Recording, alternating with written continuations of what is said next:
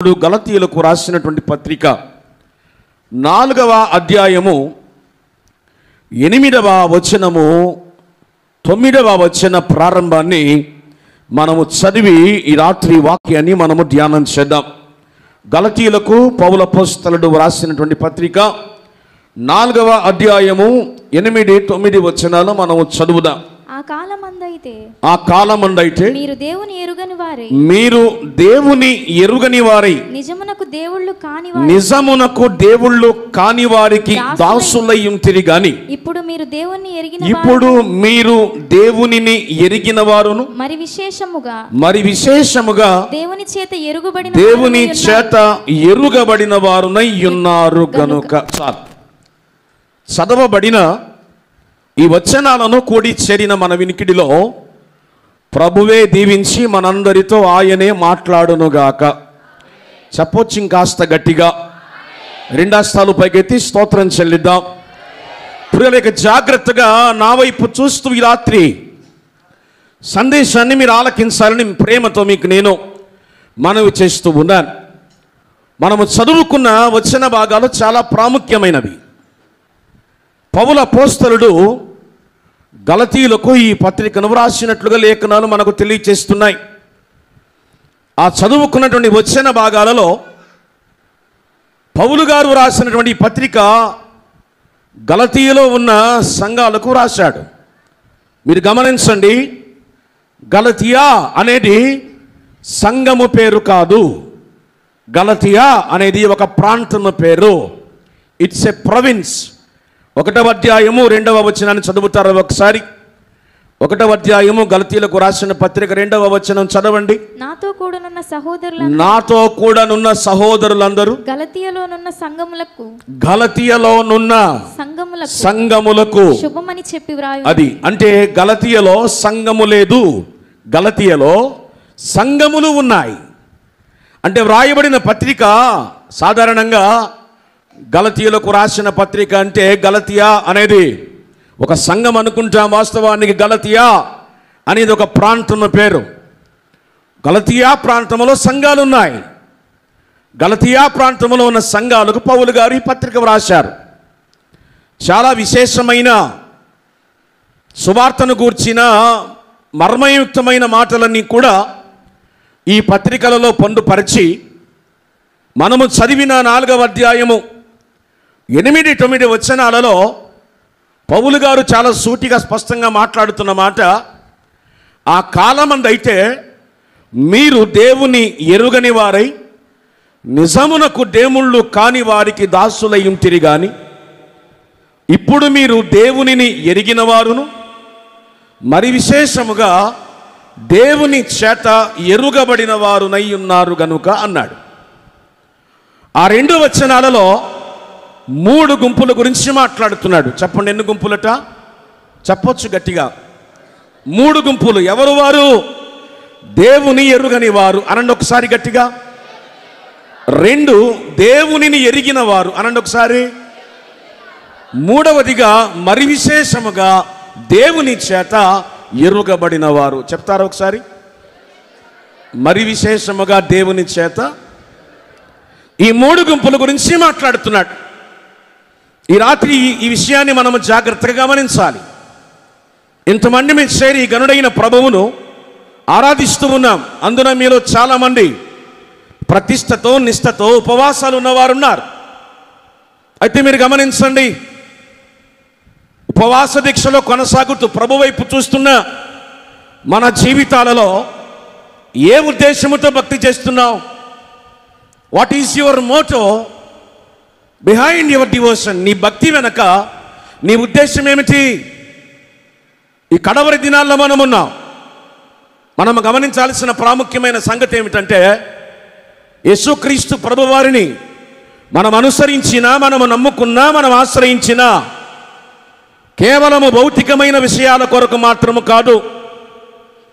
ఇక్కడున్న చాలామందిని ప్రశ్న అడిగితే అంటారు, ఎందుకు నమ్ముకున్నారు మీరు ప్రభువునంటే? మీలో చాలామంది చెప్పొచ్చు, నాకు లోకములో కలిసి రాలేదండి, ప్రభువును నమ్ముకుంటే కలిసి వస్తుందంటగా, అందుకే వచ్చాను అనేవారు ఉంటారు. ఇంకొంతమంది అనొచ్చు, భయంకరమైన ఆర్థిక సమస్యల చేత అప్పులైపోయాను, ప్రభు దగ్గరకు వస్తే నా అప్పులని తీర్చేస్తాడంటగా, అందుకే నమ్ముకున్నాను అనేవారు కూడా ఉన్నారు. ఇంకొంతమందికి దీనికి సమాధానంగా, నా జీవితంలో ఏలుబడి చేస్తున్న రోగాన్ని బట్టి నేను దర్శించని వైద్యుడు లేడు, వెళ్ళని ఆసుపత్రి లేదు. ఎంతమంది దగ్గరికి వెళ్ళినా, ఎన్ని టెస్టులు చేసినా, ఎన్ని స్కానింగ్లు చేసినా రిపోర్ట్స్ అన్నీ కూడా నార్మల్ వస్తున్నాయి. కానీ నాలో ఏదో రోగం, బలహీనత ఉంది. పేరు తెలియదు కాబట్టి దానికి ఒక పేరు పెడదాం, మాయ రోగం అనండి ఒకసారి, చెప్పొచ్చు గట్టిగా. అది కాబట్టి ఈ మాయ రోగాన్ని కూడా మాయం చేస్తారంటగా, అందుకే ప్రభువు నమ్ముకున్నాను అని చెప్పేవారు కూడా ఉన్నారు. అయితే మీరు గమనించండి, నీకు కలిసి రావడానికో, నీకున్న అప్పులు తీర్చేయడానికో, లేక నీకున్న రోగాన్ని మట్టు మాయం చేసి నీకు ఆరోగ్యాన్ని ఇవ్వడానికో మాత్రమే కేవలము ప్రభువారి లోకానికి రాలేదు. ఎందుకు వచ్చాడు ఆయన? లోకాసువార్త 19:10 ఉంది కదా, నశించిన దానిని రక్షించుటకు మనుష్య కుమారుడు ఈ లోకానికి వచ్చాడు. ఎవరు నశించిపోయారో చెప్పండి? నా జనులు జ్ఞానము లేక నశించిపోయారన్నాడు. ఏ జ్ఞానం అదే? భూ సంబంధమైన జ్ఞానము. కుప్పలు తెప్పలుగా ఉంది. ఎందుకనంటే మంచి చెడ్డల తెలివినిచ్చి వృక్ష ఫలమును ఆ దినమున తిన్నాడు గనక భౌతిక భూ సంబంధమైన జ్ఞానాన్ని మానవుడు కలిగి ఉన్నాడు. ఈ భూ సంబంధమైన జ్ఞానము మానవుణ్ణి ఈ లోకములో కొత్త పుంతలు తొక్కిస్తున్నా, చివరికి వచ్చేసరికి ఆ జ్ఞానాన్ని కలిగిన మానవుడు నిత్యాగ్నిగుండానికి వెళ్ళిపోతున్నాడు. తన పోలికను కలిగిన, తన రూపాన్ని కలిగిన, తాను కలగజేసిన, తన ఆత్మనిచ్చిన మానవుడు నిత్యాగ్నిగుండానికి వెళ్ళటం ఆయనకి ఇష్టము లేక, ఏ విధము చేతనైనా పాతాళము నుండి మనిషిని కాపాడడానికి, విమోచించడానికి దేవుడు ఎన్నో సాధనాలు కల్పించినా ఆ సాధనాలేవి కూడా మానవుని జీవితంలో నిశ్చయముగా పరిపూర్ణునిగా, పరిశుద్ధినిగా చేయలేకపోయాయి గనక కొత్త నిబంధన గ్రంథానికి వచ్చేసరికి యోహాను సువార్త 3:16 దేవుడు లోకమును ఎంతో ప్రేమించెను కాగా తన అద్వితీయ కుమారునిగా పుట్టిన వాని యందు విశ్వాసముంచు ప్రతివాడు నశింపక నిత్య జీవం పొందినట్లు ఆయనను మనకు అనుగ్రహించాడు. ఎందుకో మన మీద ఏలుబడి చేస్తున్న పాపాన్ని, శాపాన్ని కొట్టివేసి మనము కోల్పోయిన సంతోషం, శాంతి, సమాధానం తిరిగి మనకిచ్చి, పరిశుద్ధపరిచి, కడిగి, పవిత్రపరిచి, తండ్రితో మనము కోల్పోయిన బంధాన్ని పునరుద్ధరింపజేసి, ఇదిగో ఈ లోకము శపించబడింది గనక, ఈ భూమి శపించబడింది గనక, కంటికి కనుచూపు మేర కనబడుతున్న సమస్తము కూడా శాపము కింద ఉన్నాయి గనక ఇవేవి కూడా మానవునికి నిత్యమైన సంతోషాన్ని, ఆనందాన్ని ఇవ్వలేవు గనక ఇదిగో ఆయన ఒక రాజ్యమును స్థాపించడానికి వెళ్ళాడు. దానియేలు గ్రంథము 2వ అధ్యాయము 44వ వచనం చదువుదాం, చూడండి ఒకసారి. దానియేలు గ్రంథము 2వ అధ్యాయము 44వ వచనం. ఆ రాజుల కాలములలో పరలోకమందున్న దేవుడు ఒక రాజ్యమును స్థాపించును, దానికన్నటికి నాశనము కలగదు. ఆ రాజ్యము దాన్ని పొందిన వారికి గాక మరెవరికి చెందదు. అది ముందు చెప్పిన రాజ్యములన్నిటిని పగలగొట్టి నిర్మూలము చేయును గాని అది యుగముల వరకు నిలుచును. దేవుని ప్రత్యక్షత కలిగిన దానియేలు మాట్లాడుతున్న మాట ఇదిగో, పరలోకమందున దేవుడు. చెప్పండి, మన దేవుడు ఎక్కడున్నాడు? మాట్లాడాలి. పరలోకములో ఏం చేస్తున్నాడు? ఆయన ఒక రాజ్యమును స్థాపిస్తూ ఉన్నాడు. ఆయన ఆరోహణమే వెళుతూ చెప్పిన మాట ఇదిగో, నా తండ్రి ఇంత అనేక నివాసములు కలవు, లేని ఎడల మీతో చెప్పుదును. నేను వెళ్ళి మీకు స్థలము సిద్ధపరచున్నట్లు నేనుండు స్థలములో మీరును ఉండులాగున మీ కొరకు స్థలము సిద్ధపరచ వెళుచున్నాను.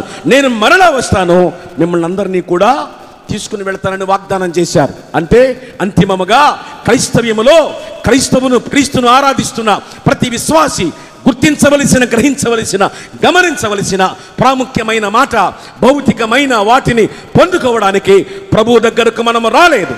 వాటికి మించి అత్యున్నతమైన కృప పొందుకోవడానికి, కోల్పోయిన మహిమను పొందుకోవడానికి, తండ్రితో యుగ యుగాలు సంతోషాన్ని, క్షేమాన్ని కలిగి జీవించడానికి, ఆయన సిద్ధపరచ వెళ్ళిన రాజ్యానికి మనల్ని హక్కుదారులు చేయడానికి ప్రభువు రాగా ఆయనను ఎవరైతే ఆశ్రయించారో, ఆయన రక్తములు ఎవరైతే కడగబడ్డారో, ఎవరైతే విమోచించబడ్డారో వారందరి కొరకు దేవుడిచ్చిన, స్వరక్తం ఇచ్చి సంపాదించిన సంఘములో పిలుపును కలిగిన, అభిషేకం కలిగిన దైవజనుని చేతి క్రింద వాక్య ప్రత్యక్షతలో ఎవరైతే బ్రతుకుతారో, లోకానికి వేరే, లోకపోకడికి వేరే, నీతిని, నిజాయితీని, యథార్థతను కలిగి వాక్యానుసారంగా జీవిస్తూ, మండుతూ, అనేక మందిని మండిస్తూ క్రీస్తు కొరకు అనేక మందిని సంపాదిస్తారో వారందరినీ కూడా ఆ రాజ్యానికి తీసుకెళ్ళడానికి మరలా ప్రభువు రాబోతూ ఉన్నాడు.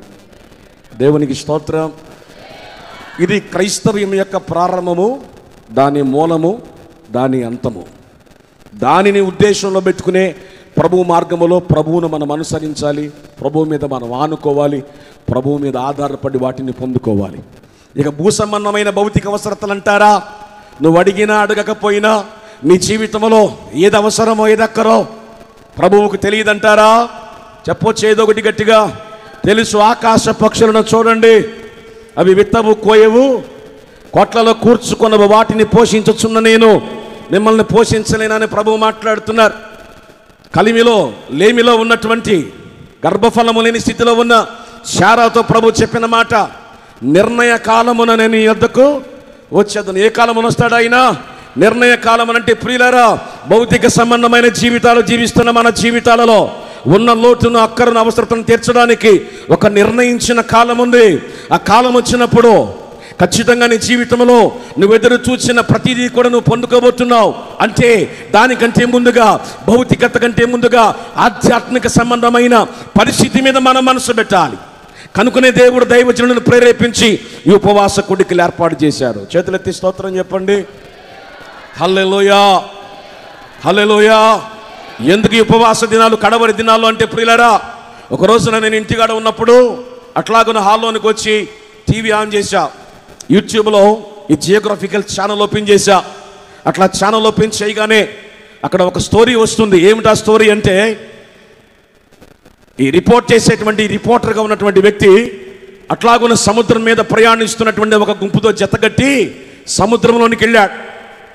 ఈ వాడ మీద వారు ప్రయాణం చేస్తూ వారు చేసే పని ఏమిటంటే, సముద్రంలో ఉన్నటువంటి తిమింగళాలు, వాటి ఆరోగ్యం, వాటికి ఉన్నటువంటి పరిస్థితి మీద వారు స్టడీ చేస్తున్నారు. ఆ బృందంతో కలిసి అతడు ప్రయాణం చేసి సముద్రం మీద ప్రయాణం చేయగా వారు ఆ సముద్రంలో వలలు వేసి ఒక భారీ తిమింగళాన్ని పట్టుకున్నారు. చెప్పండి, ఏం పట్టుకున్నారు? భారీ తిమింగళాన్ని పట్టుకున్నారు. దాన్ని పైకి లాగిన తర్వాత, క్రేన్లతో పైకి లాగిన తర్వాత దాన్ని స్టడీ చేస్తున్నటువంటి వ్యక్తి ఈ రిపోర్టర్తో మాట్లాడుతుంటున్నాడు, నువ్వు చూస్తున్నావా ఈ తిమింగళాన్ని? ఇది చూడడానికి నీకు భారీగా కనబడుతుంది, కానీ వాస్తవానికి దీని వయస్సుకున్నంత బరువు దీనికి లేదు అన్నాడు. చెప్పండి, దాని వయసు ఎంత ఉందో దానికి తగినంత బరువు దానికి లేదు. ఎందుకు బరువు లేదట? ఎందుకని బరువు లేదు? దాని వయస్సుకు తగిన బరువు దానికి ఎందుకు లేదు అని జాగ్రత్తగా ఆరాగా పరిశీలన చేస్తే, అది ఆహారము తీసుకునేటువంటి దాని నోటికట ఒక ఇనుప తీగ రౌండ్గా చుట్టుకుని పోయిందట. చెప్పండి, దాని మూతికి ఏం చుట్టుకుని పోయింది? ఒక ఇనుప తీగ చుట్టుకుని పోయింది. అంటే సరైన రీతిలో ఆహారము తినున్నట్లు దానికి అవకాశం లేదు. ఎప్పుడైతే ఆ తీగలన్నీ కూడా చాలా బలవంతంగా కత్తిరించి వాటిని తొలగించి దాన్ని సముద్రంలోకి విడిచిపెట్టారు. ఆ వ్యక్తి అన్నాడు, ఇదిగో కొద్ది రోజుల్లోనే దీని వయసుకు తగిన బరువు అది చేరుకోబోతుంది అన్నాడు. అంటే అర్థం ఏమిటి? దాని నోటికున్న అడ్డును తొలగించారు గనక ఇక అది కావలసిన ఆహారాన్ని కావలసినంత తీసుకోగలుగుతుంది. కాబట్టి దాని వయసుకు తగినంత బరువు అది చేరుకోబోతుంది అని మాట్లాడాడు. వెంటనే నా బుర్రలో ఒక బలు వెలిగింది. ఏమిటా బలువు? నిజమే కదా, ఈ రోజున భక్తి జీవితంలో రక్షణ పొందిన నాటి నుంచి ఏళ్ల తరబడి అనుభవాన్ని కలిగిన విశ్వాసులు మందిరాల్లో ఉన్నారు. ఒకడు 5 సంవత్సరాలు, ఒకడు 10 సంవత్సరాలు, ఒకడు 15 సంవత్సరములు, ఒకడు 25 సంవత్సరములు ప్రభు నమ్ముకున్నాం అని చెబుతున్నారు. కానీ వారి ఆధ్యాత్మిక వయసుకు తగిన బరువు వాళ్ళ బ్రతుకుల్లో కనబడట్లా. అవడానికి ఏళ్ల తరబడి అనుభవం ఉన్న అనుభవానికి కావలసిన ప్రార్థనా జీవితం లేదు, ఆత్మీయంగా బరువు లేదు, తేలికగా ఉన్నారు చాలామంది. భక్తి జీవితంలో పలచబడిపోయిన స్థితిలో ఉన్నారు చాలామంది. అలాంటి పరిస్థితుల్లో ఉన్న వారి కారణం ఏమిటంటే, వారి జీవితంలో వారు ఆధ్యాత్మికంగా ఎదగకుండా వారి మూతికో, వారి కళ్ళకో, వారి బుర్రకో దుష్టుడు ఏం చేశాడంటే కొన్ని తీగలు చుట్టేసి కట్టేశాడు. ఈ కూడికల ద్వారా దైవజనులు వాటిని కత్తిరించే ప్రయత్నం చేస్తున్నారు. చేతులెత్తి స్తోత్రం చెప్పండి. ఎందుకు అంటే, ఆధ్యాత్మికంగా మీకున్న వయసుకు తగిన ఆధ్యాత్మిక విజయ సోపానాలు మీ బ్రతుకుల్లో పొందడానికి ఈ కూడికలు ఏర్పాటు చేశారు. ఇప్పుడు మనం చదివిన వచ్చిన భాగానికి వద్దాం. చూడండి, మనము చదివిన వచ్చిన భాగంలో పౌలు గారు 3 గుంపుల గురించి మాట్లాడుతున్నాడు. ఒక గుంపట దేవుని ఎరుగని వారట, రెండవ గుంపు దేవునిని ఎరిగిన వారు, మూడవ గుంపు మరి విశేషముగా దేవుని చేత ఎరుగబడిన వారు. మనము చదివిన దానియేలు గ్రంథంలో ఉన్న మాట ఏమిటి? ఇదిగో ఆయన ఒక రాజ్యమును స్థాపించబోతున్నాడు, అది ఎన్నటికీ కూడా నాశనము కాని రాజ్యం అది. ఆ రాజ్యము దాన్ని పొందిన వారికి గాక మరెవరికి చెందదు. అది ముందు చెప్పిన రాజ్యములను పగలగొట్టి నిర్మూలన చేస్తుంది, అది యుగముల వరకు నిలుచును అని చెప్పినటువంటి రాజ్యం. ఆ రాజ్యములో ఎవరిని దేవుడు తీసుకెళ్ళబోతున్నాడు, ఎవరిని దేవుడు చేర్చబోతున్నాడు, ఎవరు ప్రభువుతో కూడా రాకుండా ఎత్తబడబోతున్నారు అనే విధానాన్ని మనం అర్థం చేసుకోవడానికి ఈ పూట ఈ 3 రకాల గుంపుల్ని మీ మధ్య పెట్టా. అంటే గలతీయలో ఉన్న సంఘములోనే కాదు, ఈ రోజున ప్రభువు రక్తము చేత విమోచించబడిన, ఆయన స్వరక్తం ఇచ్చి సంపాదించిన సంఘములో చేర్చబడిన మనలో కూడా ఈ 3 గుంపులు ఉన్నారు. చెప్పండి ఎవరంట? ఈ మందిరములో ప్రభువును ఆరాధించి, ఈ మందిరమే కాదు ఏ మందిరాలకు వెళ్ళి చూసినా ఈ 3 కనబడతారు. ఎవరు ఈ 3? 1 దేవునిని ఎరుగని వారు, 2 దేవునిని ఎరిగిన వారు, 3 మరి విశేషముగా దేవుని చేత ఎరుగబడిన వారు. ఈ ఒక్కొక్క గుంపును మనము ధ్యానం చేసే ప్రయత్నం చేద్దాం. జాగ్రత్తగా వాక్యాన్ని వినండి. మొదటి గుంపు ఎవరు? చెప్పండి, మొదటి గుంపు ఎవరు? దేవునిని ఎరుగని వారు. ఎక్కడున్నారు వీరు? మందిరాలలో. అనండి ఒకసారి, చెప్పొచ్చు కదా గట్టిగా. మీలో చాలా మంది ఏకీభవించరు ఈ మాటకు. ఇదేమిటండి? ఎవరైనా ఒక వ్యక్తి ప్రభువును ఆశ్రయించకపోతే, ప్రభువును నమ్ముకోకపోతే వారు మందిరానికి రావాల్సిన అవసరం ఏముంది? ప్రభువును ఆశ్రయించకపోతే వారి మందిరానికి రారు కదా. మీరేమిటి? మందిరములోనే దేవుని ఎరుగని వారు కూడా ఉన్నారని మాట్లాడుతున్నారు. ఇది నేను చెప్పిన మాట కాదు, బైబిలే చెబుతున్న మాట. మీకు అర్థం అవ్వడానికి ఒకసారి పాత నిబంధన గ్రంథము మొదటి సమూయేలు గ్రంథము 2వ అధ్యాయము 12వ వచనాన్ని చదవండి ఒకసారి. మొదటి సమూయేలు గ్రంథము 2వ అధ్యాయము 12వ వచనం. ఏలీ కుమారులు యెహోవాను ఎరుగని వారై మిక్కిలి దుర్మార్గులైరి. చాలు, అక్కడ కనబడుతున్న వచనాన్ని మీరు గమనించారా? ఏలీ అనేటువంటి యాజకుడు ఒక ఆయన ఉన్నాడు. షిలోహులో ఉన్నటువంటి దేవుని మందిరములో శ్రేష్టమైనటువంటి యాజక ధర్మాన్ని నిర్వర్తిస్తున్నటువంటి వ్యక్తి ఏలీ. దేవుని మందిర అనుభవాన్ని కలిగినటువంటి వ్యక్తిగా ఏలీ కనబడుతున్నాడు. ఈ ఏలీకి 2 కుమారులు ఉన్నారు. చెప్పండి, ఎంతమంది కుమారులు ఉన్నారు? 2. వారి పేర్లు ఏమిటి? హోఫ్నీ, ఫినెహాసు అనబడినటువంటి 2 కుమారులు ఉన్నారు. ఈ కుమారుల గురించి వాక్యం ఏం చెబుతుంది? ఏలీ కుమారులట యెహోవాను ఎరుగని వారై మిక్కిలి దుర్మార్గులైరి అని వ్రాయబడింది. 1వ అధ్యాయము 2వ వచనం. 1వ అధ్యాయములో 2వ వచనములో 2వ భాగాన్ని చదవండి ఒకసారి. 1వ అధ్యాయము 3వ వచనం 2వ భాగం. ఆ కాలమున 1వ అధ్యాయం 3వ వచనం 2వ భాగం. ఆ కాలమున ఏలీ యొక్క 2 కుమారులకు హోఫ్నీ, ఫినెహాసులు యెహోవాకు యాజకులుగా ఉండిరి అని వ్రాయబడింది. 3వ వచనం స్పష్టంగా వారి యాజకత్వాన్ని నిరూపిస్తుంది. అంటే 3వ వచనములో వారు యాజకులు అని స్పష్టంగా వ్రాయబడింది. 2వ అధ్యాయానికి వచ్చేసరికి 12వ వచనంలో ఏమని వ్రాయబడింది? ఏలీ కుమారులు యెహోవాను ఎరుగని వారే దుర్మార్గులు అని వ్రాయబడింది. మందిరంలోనే ఉంటూ ఉన్నారు. వినాలి జాగ్రత్తగా నా వైపు చూస్తే వినాలి. వారు ఉండేది మందిరములో, పెరిగేది మందిరములో, తండ్రికి కుమారులుగా యాజకులుగా ఉన్నారు, తండ్రికి సహకారులుగా ఉన్నారు. ఇంకా చెప్పాలనంటే ఏమండి, అతి పరిశుద్ధ స్థలములో దేవుడు కోరుకున్న మందసమునకు వారు కాపలాదారులుగా ఉన్నారట. కానీ దేవుడు వారిని గురించి బయలుపరుస్తున్న మాట ఏమిటో తెలుసా? ఏలీ కుమారులు మందిరంలోనే ఉన్నా, మందిరంలోనే పెరిగినా, మందిరంలోనే ఆరాధిస్తున్నా, మందిరంలోనే యాజక ధర్మాన్ని నిర్వర్తిస్తున్నా వారు యెహోవాను ఎరుగని వారు అని మాట్లాడుతుంది వాక్యం. ఈ రోజున కూడా ప్రభు మార్గానికి వచ్చాం అనే భ్రమలో చాలా మంది ఉన్నారు. మందిరానికి వస్తున్నారు, కేవలం నామకార్థంగానే వస్తున్నారు, పేరుకు మాత్రమే విశ్వాసులుగా పిలువబడుతున్నారు. కనుకొని తిమోతికి రాస్తూ పౌలు అన్నాడు, పైకి భక్తి గలవారి వలె ఉండి దాని శక్తిని ఆశ్రయించని వారు అని మాట్లాడాడు. అంటే ఈ రోజున సంఘాలలో సంఖ్య పెరుగుతుంది కానీ కదా, క్వాంటిటీ పెరుగుతుంది కానీ క్వాలిటీ తగ్గిపోతుంది. విశ్వాసుల సంఖ్య పెరుగుతుంది, కానీ విశ్వాసం యొక్క పరిమాణం ఉండవలసినంత లేదు. ఇదే జరుగుతుంది మందిరాలలో. అంటే మీరు గమనించండి, పరలోకాన్ని గురిగా పెట్టుకున్న మన జీవితాలలో ఈ లోకం మనకు స్థిరమైనది కాదని లేఖన భాగాల నుంచి మనము నిత్యము ధ్యానం చేస్తూ ఉండగా, ఇది మానవులమైన మన జీవితాలలో ఈ భూలోక నివాసము అస్థిరమని, దేవుడు మన కొరకు సిద్ధపరిచిన పరలోకములో మనము చేర్చబడాలని, దాని కొరకే ప్రభు వెళ్ళాడని, ఇదిగో ఆయన రాబోతున్నాడు, మనం తీసుకెళ్ళబోతున్నాడు అని మనము నేర్చుకుంటూ ఉండగా, కేవలము దేవుని ఎరిగామని చెబుతూ ఎరుగని స్థితిలో చాలామంది బ్రతుకుతున్నారు. ఇవాళ దేవుని ఎరుగని వారు ఎక్కడున్నారట? మందిరాలలో. చెప్పాలి, మందిరాలలో ఉన్నారు. దేవుని ఎరుగని వారికి ఉండే లక్షణాలు ఏమిటో తెలుసా? ఈ హోఫ్ని, ఫినెహాసు అనేవాళ్ళు యాజకులని వాక్యం చెబుతుంది. యాజకులు చేయాల్సినటువంటి అర్పించాల్సిన 7 బలులు ఉన్నాయి. 5 బలులు నిత్యం అర్పించాల్సినవి, 2 బలులు సంవత్సరమునకు ఒకసారి అర్పించవలసినవి. అంటే డైలీ దేవుని మందిరములో అర్పించవలసిన బలులు వీరు అర్పిస్తున్నారు, జరిగించవలసిన క్రమాన్ని వీరు జరిగిస్తున్నారు.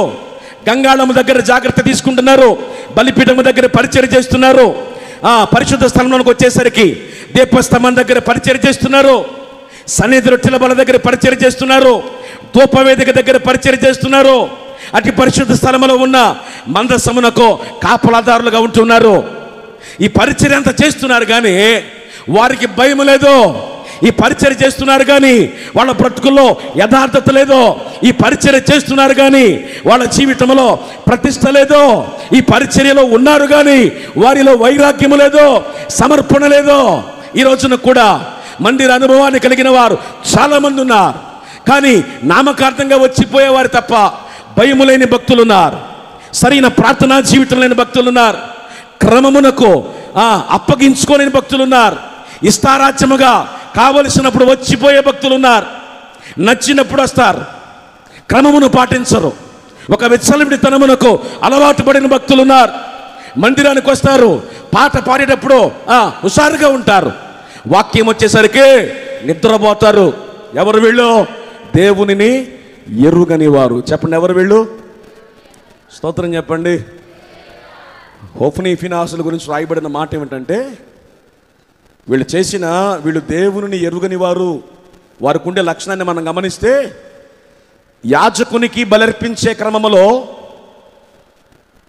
అర్పించబడినటువంటి మాంసము ఉడుకుతుండగానట, ఆ 2వ అధ్యాయము ఒకసారి చదువుతారా? 2వ అధ్యాయం 15వ వచనం చదవండి. 2వ అధ్యాయం 15వ వచనం. ఇదియుగాక వారు క్రొవ్వును దహింపక మునుపు యాజకుని పనివాడు వచ్చి బలి పశువును వధించు వానితో యాజకునికి వండించుటకై మాంసమిమ్ము, ఉడకబెట్టిన మాంసము అతడుని యొద్ద తీసుకొనడు, పచ్చి మాంసమే కావాలి అని చెప్పుచూ. వాస్తవానికి యాజకుడు ఏం తీసుకోవాలట? 2వ అధ్యాయం మీరు చదువుకుంటే 11 10 11 వచనాలు చదివితే, అతడు ఉడుకుతున్న మాంసాన్ని అక్కడ ఉన్నటువంటి ముళ్ళ కంకితో కొట్టగా ఆ కంకెకు గుచ్చబడిన మాంసాన్ని మాత్రం తీసుకోవాలి. కానీ వీరేం చేస్తున్నారు? వీళ్ళకు ఒక పనివాడున్నాడు, వీళ్ళకు ఒక అసిస్టెంట్ ఉన్నాడు, ఆ అసిస్టెంట్ని పంపుతున్నారు. వాడు వచ్చి ఏం చేస్తున్నాడు? ఇదిగో యాజకునికి మాంసం కావాలి. ఏ మాంసం? యాజకుడు ఏ మాంసం తీసుకోవాలి? ఉడుకుచున్న మాంసం అనండి ఒకసారి, ఉడకబెట్టిన మాంసం అనండి ఒకసారి. కానీ వీళ్ళు ఏం అడుగుతున్నారు? పచ్చి మాంసం అడుగుతున్నారు. అంటే అర్థం ఏమిటి? నెంబర్ 1, దేవునిని ఎరుగని వారు. వీళ్ళు తిండికే ప్రాధాన్యత ఇస్తారు. చెప్పండి, దేనికి ప్రాధాన్యత ఇస్తారు? తిండి అనండి ఒకసారి. 2, దేవుని క్రమం ఉంది అక్కడ. చెప్పండి, దేవుడు క్రమాన్ని పెట్టాడు. ఏమిటి క్రమం? అక్కడ ఉన్నటువంటి ముళ్ళ కంకిట గుచ్చగా వచ్చినది మాత్రమే తీసుకోవాలి, అది కూడా ఉడకబెట్టినది తీసుకోవాలి. వీళ్ళు ఏం కోరుతున్నారు? వీళ్ళు పచ్చి మాంసాన్ని కోరుతున్నారు. అంటే అర్థం ఏమిటి? దేవుని క్రమాన్ని కాదని వీళ్ళు ఒక క్రమాన్ని పెడుతున్నారు. అంటే ఈ రోజుల్లో విశ్వాసులు కూడా మీరు చూడండి, ప్రార్థన మీద చాలా మందికి శ్రద్ధ ఉండదు, క్రమం మీద శ్రద్ధ ఉండదు, ఉపవాస కూడిక మీద శ్రద్ధ ఉండదు, శనివారపు సిద్ధపాటు కూటం మీద శ్రద్ధ ఉండదు, కేవలం ఆదివారం ఆరాధనకు మాత్రమే దిగబడతారు. చెప్పండి, ఏ ఆరాధనట? అందుకనే చూడండి, శనివారపు సిద్ధపాటు కూడికలో సంఖ్య తక్కువ ఉంటుంది, ఆదివారం సంఖ్య మాట్లాడరేటి. ఆదివారం సంఖ్య మీకు ఎట్లయినా ఉంటుందా? అంటే శనివారం వచ్చిన వాళ్ళు, ఆదివారం వచ్చిన వాళ్ళు అందరూ అందరూ ఉన్నారు ఇక్కడ? లేదు. చాలా సంఘాలు మేము చూస్తుంటాం, శనివారం సంఖ్య చాలా తక్కువ, ఆదివారం సంఖ్య ఎక్కువ. అదే బల్లారాధన అయితే కిక్కిరిసిపోద్ది మందిరం. దైవజనుడిని దేవుడు అభిషేకించి బలిపీఠం మీద నిలబెట్టి ఒక క్రమాన్ని పెట్టాడు ఇక్కడ. దైవజనుడు ప్రకటించిన క్రమం, రక్షణ పొంది రక్తములో కడగబడిన విశ్వాసి ఆ క్రమములో ఉండాలి, ఆ భక్తిగా అప్పగించుకోవాలి, ఆ ప్రతిష్టలో ఉండాలి. నిజముగా నీవు దేవుణ్ణి ఎరిగిన వ్యక్తివైతే క్రమాన్ని పాటిస్తావు. మరి దేవుని ఎరుగని వారికి ఉండే లక్షణం ఏమిటి? వాళ్ళు తిండికి అనగా భౌతిక సంబంధమైన కోరికలకు, వాంఛలకు తిండి కోసం ఏడుస్తారు. 2, వాళ్ళు దేవుని క్రమములో ఉండరు, వాళ్ళకి ఇష్టం వచ్చిన క్రమములో వాళ్ళు ఉంటారు. వాళ్ళు చేసిన పని అదే. స్తోత్రం చెప్పండి. పర్లేదు, చేతులు ఎత్తి గట్టిగా చెప్పొచ్చు. హల్లెలూయా. ఇలాగే ఒక సంఘంలో ఉపవాస కొడుకులు జరిగాయి. ఇది ఎలాగ ముగింపు కొడుకు, అది కూడా ముగింపు కొడుకే. అద్భుతంగా దైవజనుడు మండించాడు. అద్భుతమైన కూటం జరిగింది ఆ రోజు. 2 గంటల సందేశం. ఇందుకే భోజనాల్లో పెట్టిన కూర ఏమిటంటే బంగాళదుంప కోడి మాంసం అట. చెప్పండి ఒకసారి, గట్టిగా చెప్పొచ్చు. బంగాళదుంప కోడి మాంసం. భోజనాలు జరుగుతున్నాయి. ఈలోపు వడ్డించేవాడు వాళ్ళ ఇంటి పేరటోళ్ళకి కావాలి నెయ్యిలా మొత్తం మీద కూర వేసేటప్పుడు మాంసం ముక్కలు పడ్డాయి. వేరే వాళ్ళు వచ్చినప్పుడు అన్నీ దుంపలే పడ్డాయి. ఆ తెల్లారి పంచాయితీ. ఏమిటి పంచాయితీ? వాళ్ళందరికీ మొక్కలు వేసాడు. మాకేమేశాడు? ఏ కూటం అది? ఉపవాస కూటం. ఏమేడ్చారు? ప్రభువా మమ్మల్ని శుద్ధీకరించు నాయనా, లోకం మీద ఏలుబడి చేస్తున్న భయంకరమైన ఏమైన కృత్యము నుంచి కడుగు నాయనా, ప్రతిష్ఠించయ్యా. భయంకరమైన కడవరి దినాల్లో ఉన్నామయ్యా. నీ రాకడో మా పోకడో ఏది జరిగినా నిత్యత్వానికి మేము చేరాలయ్యా అని అప్పటి వరకు ఏడ్చారు. ఇప్పుడు దేనికోసం పెడుతున్నారు? మొక్క కోసం పెడుతున్నారు. చేతులెత్తి స్తోత్రం చెప్పండి. చెప్పొచ్చు గట్టిగా. అంటే ప్రియులారా, ఆత్మ సంబంధమైన విషయాల మీద మనసు పెడతాడు. పలహారాల మీద, బువ్వల మీద, భోజనాల మీద, కూరల మీద, పంపకాల మీద మనసు పెట్టడు. ఒకవేళ మందిరంలో ఉండి అలాంటి స్వభావాన్ని నువ్వు కలిగి ఉంటే నువ్వెవరో తెలుసా? దేవుని మందిరములో ఉన్న నీవు దేవునిని ఎరుగని వ్యక్తివే. మందిరానికి, బలిపీఠానికి, గుడారానికి, ప్రత్యక్ష గుడారములో ఉన్న మందసానికి దగ్గరగా ఉన్న వారు ఎరుగని వారని ముద్రపడిపోయి వాళ్ళు చేసిన భయంకరమైన తిండి విషయంలో ఆ పనిని బట్టి ప్రజలందరూ అభ్యంతరపడ్డారట. వాళ్ళు తినేటువంటి తిండిని చూసట ఇక ఎవరు కూడా దేవునికి నైవేద్యం నర్పించడానికి ముందుకు రావట్లేదట. అంటే ఇప్పుడు వాళ్ళ బ్రతుకులు ఏమైపోయినాయి? యథార్థంగా భక్తి చేసే వాళ్ళకి ఆటంకంగా మారిపోయాయి. పిల్లలు, ఈ యొక్క రాత్రి కలిసిన దేవుడు మనతో మాట్లాడుతున్నాడు. మందిరానికి వచ్చిపోతున్నామంటే సాదాసీదగా బతికేద్దామనేటువంటి భావనతో ఉండకూడదు. లోక స్వభావం నీలో ఉండకూడదు. మన భక్తి, మన నడవడికి, మన ప్రవర్తన మందిరానికి వచ్చేవారికి ఆటంకంగా, ఇబ్బందికరంగా మారకూడదు. స్తోత్రం చెప్పండి. ఈ స్టోరీ అంతా విన్నటువంటి వారి తండ్రి వాళ్ళ క్లాస్ పీకాడు. ఏమన్నారంటే, మీరు ఎలా దేవుని ప్రజలను అతిక్రమింపచేయుచున్నారు అన్నాడు. చెప్పండి, ఏం చేస్తున్నారట వారు? ఎవరిని అతిక్రమింపజేస్తున్నారు అంటే వీళ్ళు చెడిపోయింది కాక వచ్చేవారిని కూడా చెడగొడుతున్నారట. వెనకటికి ఒక సామెత ఉంది కదా, తాను చెడిన కోతి వనమంతా చెరిపిందట. చాలామంది కూటానికి వస్తారు. ఈ పనికి మాలిన ఫోన్ చేతిలో ఉన్నప్పుడు 2 గంటలు ఇళ్ళ దగ్గర పెట్టి రాకూడదా మందిరానికి? ఈ 2 గంటల్లో కొంపలు మునిగిపోయేటువంటి ఫోన్ కాల్ ఏమైనా వచ్చేస్తాయా? లేకపోతే తుఫాను హెచ్చరిక ఏదైనా జారీ చేస్తారా? మనతో పాటు ఇది కూడా దిగబడాలి. ఎక్కడికి? మందిరానికి ఫోను. వాకింగ్ చెబుతుంటే చాలామంది రీల్స్ చూస్తారంటగా ఫోన్లో.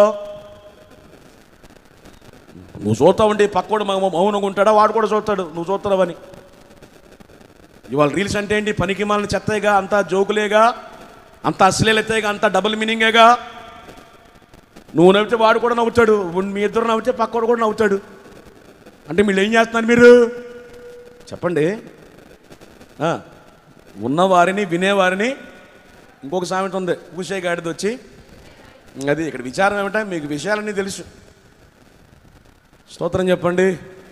భక్తి జీవితంలో, మందిర క్రమంలో మన భక్తి పక్కవానికి అభ్యంతరకరంగా మారకూడదు, మనం ఆటంకంగా మారకూడదు. దేవుడు ఎందుకని, దేవుని కోపం, దేవుని అగ్ని వారి మీద కుమ్మరించబడింది.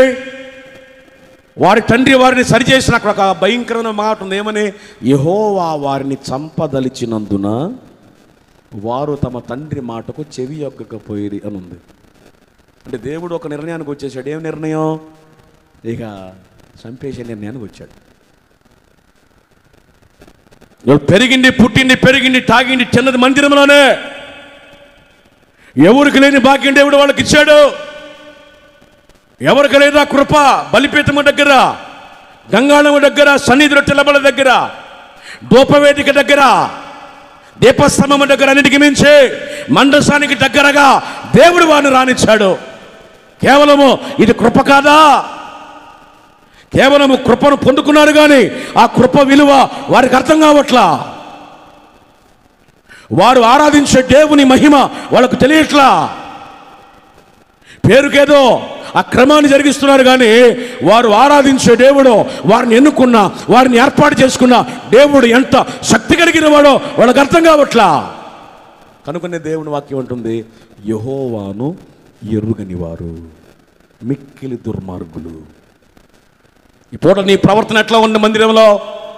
ప్రసంగ 5:1 అంటాడు, నీ దేవుడైన యెహోవా మందిరమునకు నీవు పోగునప్పుడెల్లా నీ ప్రవర్తన అంతటి విషయంలో నువ్వు జాగ్రత్తగా ఉండాలి. రక్షణ పొంది రక్తములో కడగబడిన వ్యక్తి క్రమములో ఉండాలి. సమయానికి మందిరానికి రావాలి, క్రమాన్ని పాటించాలి. సిద్ధపాటు అట్లుండాలి, ప్రార్థనా జీవితం అట్లుండాలి. దేవునికి స్తోత్రం చెప్పండి.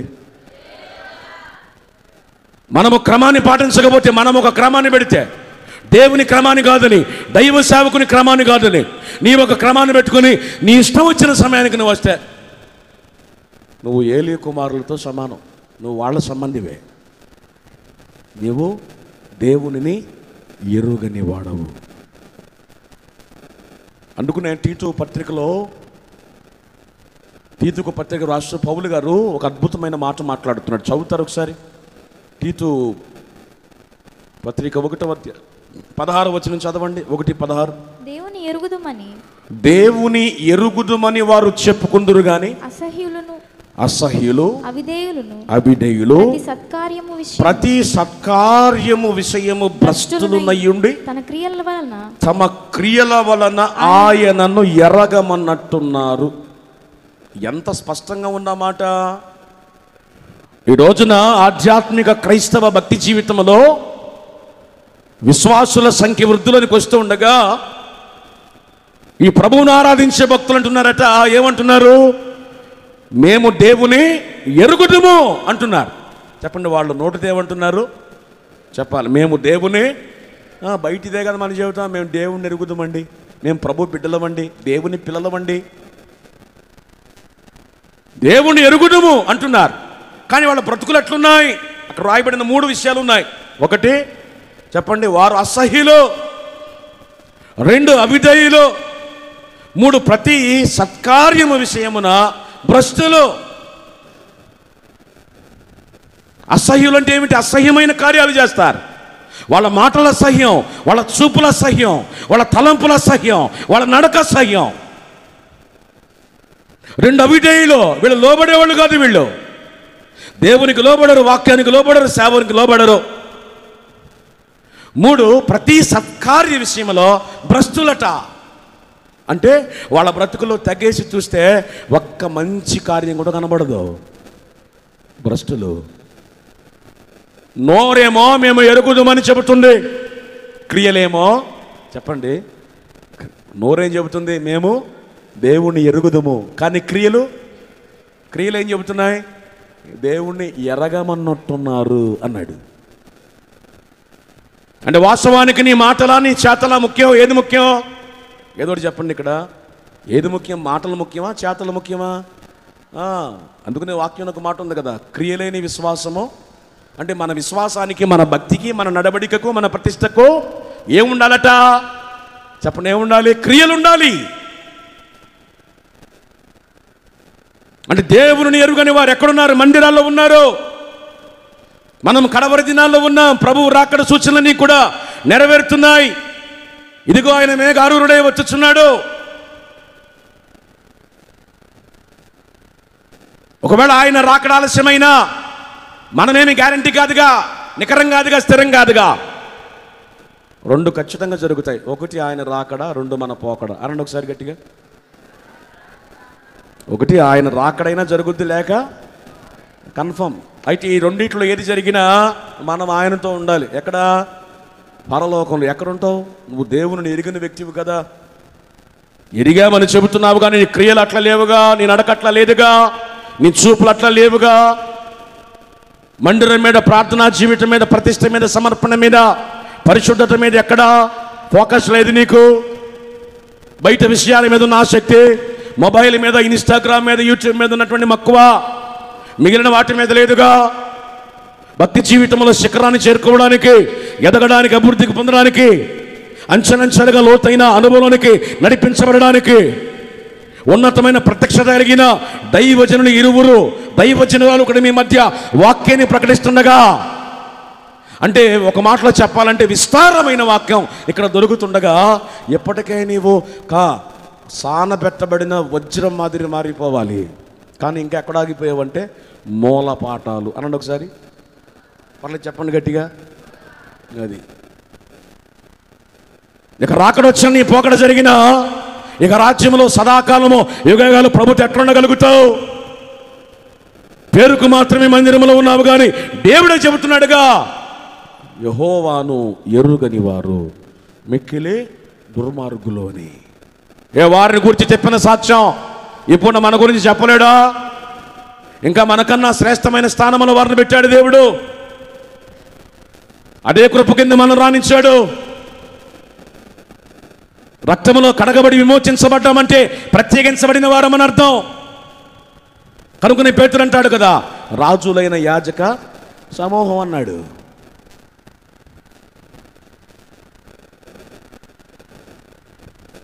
కాబట్టి గలతీలో ఉన్నటువంటి మొదటి గుంపు ఎవరట? దేవునిని ఎరుగని వారు. వాళ్ళకుండే లక్షణం ఏమిటి? వీళ్ళు అనేక మందిని అభ్యంతరకరంగా ఉంటారు. రెండు, తిండి మీద వీళ్ళకి, భౌతికమైన వాటి మీద వీళ్ళకి మనసు ఎక్కువ. మూడు, వీళ్ళ పాడైపోయింది కాకుండా మిగిలిన వారిని కూడా పాడు చేస్తారు. దేవునిని ఎరుగని వారు.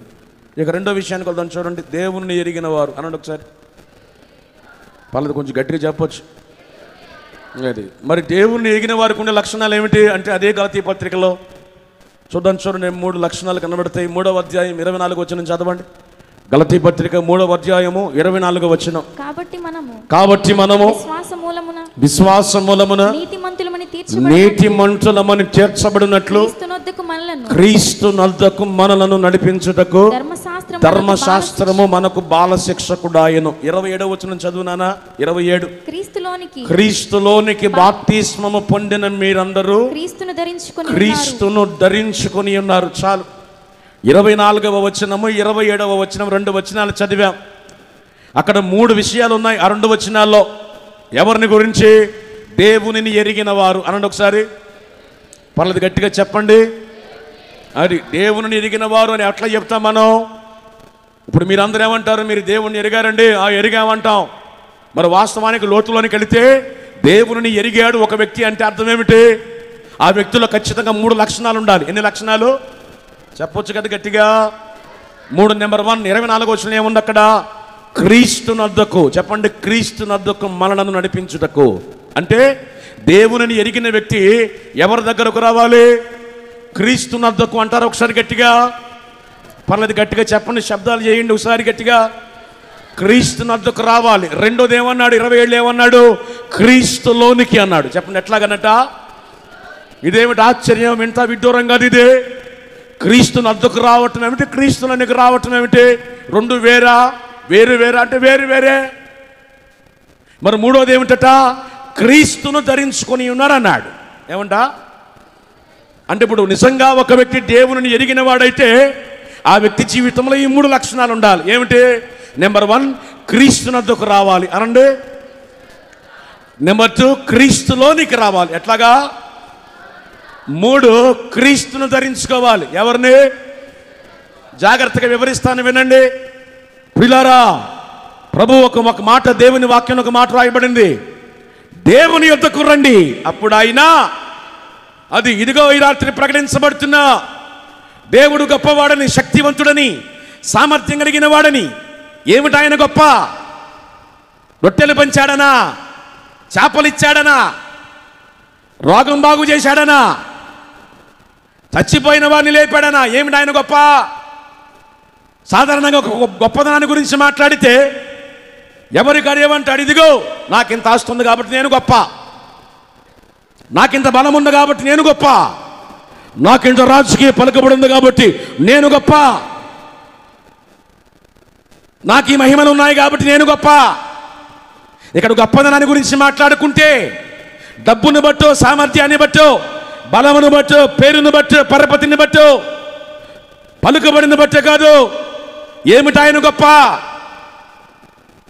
ఈ భూమి మీద మానవుని జీవితంలో ఏలుబడి చేస్తున్న అన్ని భయాల కన్నా ఒకే ఒక గొప్ప భయము, మహా గొప్ప భయము మరణ భయం. అనండి ఒకసారి, చెప్పండి. ఏ భయం? మరణ భయం. కానీ ఏమిటి ఆయన గొప్ప? మానవుని మీద ఏలుబడి చేస్తున్న మరణం. మరణం అంటే మనం భయపడుతున్నాం. అందున ప్రభువారి లోకానికి వచ్చింది కూడా ఆ మరణం నుండి మనం తప్పించడానికే. భౌతిక మరణం కాదు, అది నిత్య మరణం. అది అనండి ఒకసారి, పలది గట్టిగా చెప్పండి.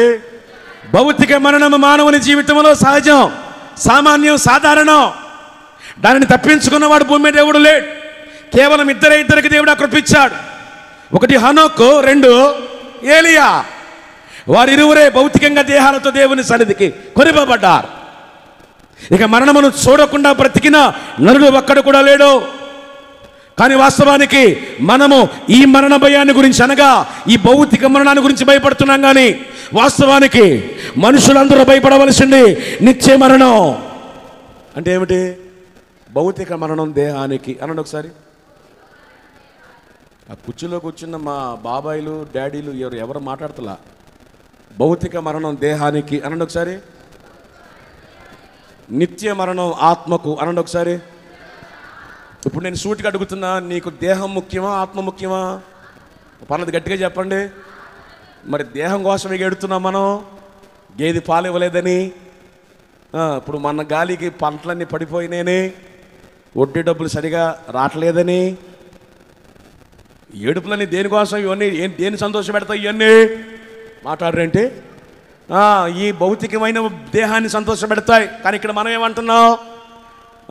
మాకు భౌతికం దేహం కాదు, మాకు ఆత్మ ఇక్కడ బాగానే చెబుతాం.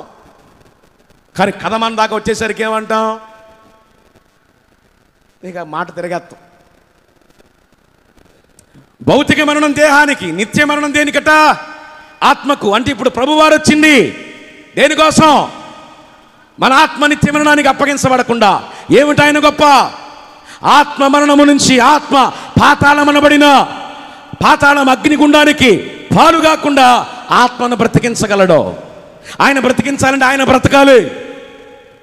ఆయన బ్రతకాలంటే పరిశుద్ధుడై ఉండాలి. ఆయన బ్రతకాలి అంటే పాపము లేని వాడై ఉండాలి. కనుకనే మరణించాడు. మరణం ఆయనను బంధించలేకపోయింది. మరణాన్ని మరణింపజేశాడు, మరణ పొమ్ములను విరిచాడు. పునరుద్ధరణ సజీవుడై మృత్యుంజయుడు లేచాడు. ఓ మరణమా, మరణమా నీ విజయం ఎక్కడ?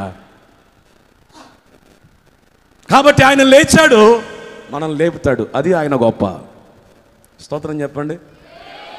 లేపి ఎక్కడికి పట్టుకుపోతాడు? పరలోకానికి. అనండి ఒకసారి. అది భక్తులందరూ దీనికోసమే వచ్చారు.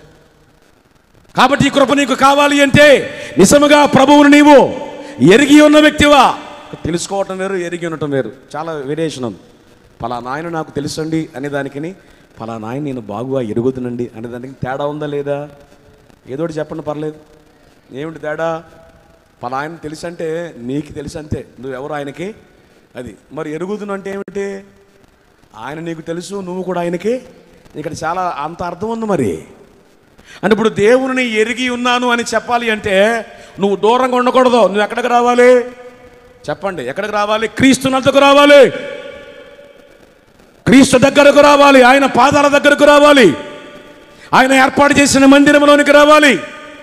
ఆయన కావలసిన అభిమానులు కాదు, అభిమానులు ఆయనకు అక్కర్లా. మొదట ఆయనకు భక్తులు కావాలి, ఆ తర్వాత ఆయనకు బిడ్డలు కావాలి. అనండి ఒకసారి. మొదట భక్తులు, ఆ తర్వాత మళ్ళీ దీనికి చాలా వేరియేషన్ ఉంది కదా. అభిమానం, భక్తి, కుమారత్వం.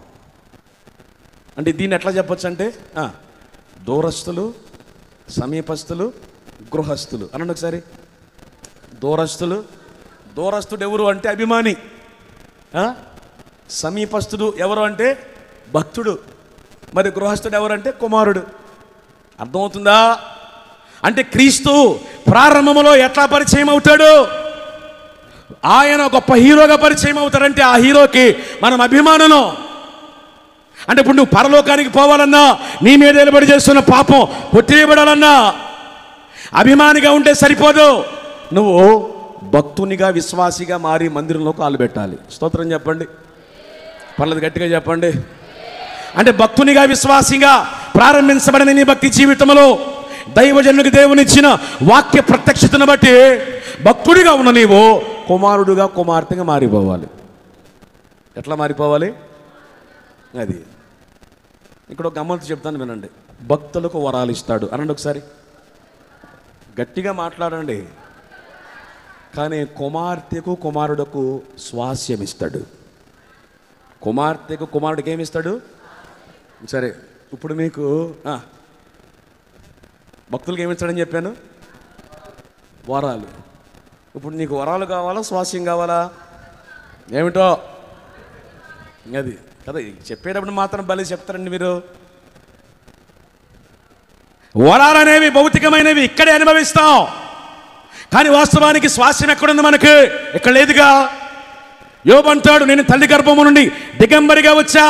మళ్ళీ ఎట్లా పోవాలి? అది దానికోసం మనం వేసే చిందులు ఇన్ని అన్ని కాదు.